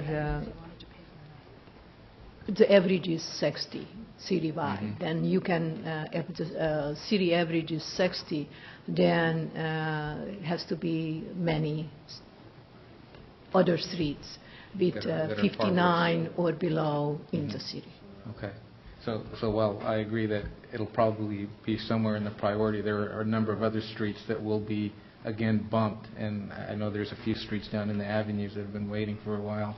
And this would probably push them down lower on the list. So I think I'd be more in favor of going with the staff proposal. Through the chair. My concern, the Vice Mayor and I sit on the Infrastructure Committee, and there's a rating. As we all know, we sat down and we go through it. Normally, we sit down as a collective and look at the whole community and make determinations on how to spend those very few dollars to the best of our ability. But I have a concern, too, based on the rank. I get emails from friends, family, and constituents. I've walked some of the streets. There's some streets, east side and west side, that are in desperate need, and I know everyone thinks their street is a priority until I go to the next one and I find something that even needs more repair, and there's not enough dollars to go around. So I would favor, at this time, staying within budget and staying with option 3 that staff's recommended. Someone like to introduce a resolution? I'll introduce the resolution to approve the proposed staff recommendation for the execution of construction with Sposito Engineering. Councilmember Salazar. Aye. Councilmember O'Connell. Sure. Vice Mayor Ibarra. Yes. Councilmember Medina. Aye. Mayor Wing. Aye. We do have one more item, but I would like to interrupt this council meeting to relay some very, very unfortunate news we just received. Our former mayor, Bob Marshall Sr., passed away earlier this evening. Been sick for a little while, and just a very, very dear friend, and worked very, very hard. This senior center is kind of the house that Bob built, if you will. He was so instrumental in so many things around this city, and our condolences, our deep condolences to all of his wife and all of his family. We will find out about services, and we'll post them on our cable TV line, and we'll be hearing more about them in the very, very near future. But once again, it's a huge loss for the city of San Bruno, the county of San Mateo, and this city. He's a very dear friend and a very good mayor. So I'll be closing the meeting in a few moments in his memory. Item 10D, schedule study sessions for review of the fiscal year 2012-13 budget. Mr. Mayor, members of the council, the staff report proposes a few dates for your consideration of scheduling, preferably 3 budget study sessions. As the report indicates, historically, we have attempted to schedule 3 dates in order to get them on the calendar and reserved in order that we can do an adequate and thorough job of reviewing the budget at the council's pleasure. Typically, we have used 2 dates, at least in the past several years. We have only utilized 2 dates, but again, we're seeking your concurrence for 3 of the dates that are proposed in the staff report, or different dates during the month of June. The budget is scheduled for dissemination to the City Council by the 1st of June, and for approval by the City Council at the second regular meeting in June on June 26th. I'm going to open up the discussion because I believe staff has accommodated me. I'm leaving the country on June 7th, and so I thank you for those dates. I probably will not be in town for the vote, but I thank you to be able to accommodate reviewing the budget. And if it's the pleasure of the council, I mean, at that early date, I know it's going to be a crunch to review the budget in a few days. Can you state those dates again, City Manager? They're on there. The dates that were proposed, and these are just among all of the dates in June, suggestions considering the City Council's regular business meeting schedule. June 5th, Tuesday, June 5th, Wednesday, June 6th, Wednesday, June 13th, Thursday, June 14th. If the council prefers other dates, we're certainly willing to accept those. And you need 3? We would request your concurrence to 3 dates so we know that we have time. Through the chair. Irene. Connie, what times are you considering? Like 5:36, 7? The City Council, based on individual City Council member schedules, as I understand it, prior to 6 o'clock is inconvenient, and therefore, at this point, we would propose beginning at 6 o'clock. But again, that's up to the City Council as a whole. Okay. I can do 6, 13, 14. Oh. Michael? Okay. I can't do the 14th. Can't do the 14th. Okay. Maybe we have to work real hard to get 6 and 13 done. 6 and 13? 6 and 13. Okay, great. Only available 5th and 6th. Okay. Before we leave this subject, all Yes. those people that were here and are still here, those are our budget sessions. That's where we look at everything we spend money on. So if you have problems with how we run the city and how we spend our money, please come to those sessions or watch them on cable. Call us, email us, because we sit up here and make million-dollar decisions all the time, and we never have anybody come and tell us anything. So that's your opportunity. Take it. All right, item 11, reports of commissions, boards, and committees. We don't have any this evening. Item 12, comments from council members. Mr. Ibarra. First, I'd like to offer my condolences to the Marshall family. It's funny because Bob Marshall was very big part of San Bruno Lions Club, and I'd just like to say that on the first Sunday in June, on June 3rd, the 72nd annual Posey Parade, sponsored by the City of San Bruno and the San Bruno Lions Club, will take place. The theme this year is Education is Everything. Bob Marshall always took care of organizing the elected officials and the dignitaries in the vehicles before the parade, and he'll be sorely missed. But in honor of Bob, we'll have a great Posey Parade this year. Any other comments from council members? All right, 13, closed session. There is no closed session this evening. Item 14, adjournment. The next city council meeting here on May 22nd, right here at the Senior Center. I'd like a moment of silence in the memory of our dear friend, Bob Marshall.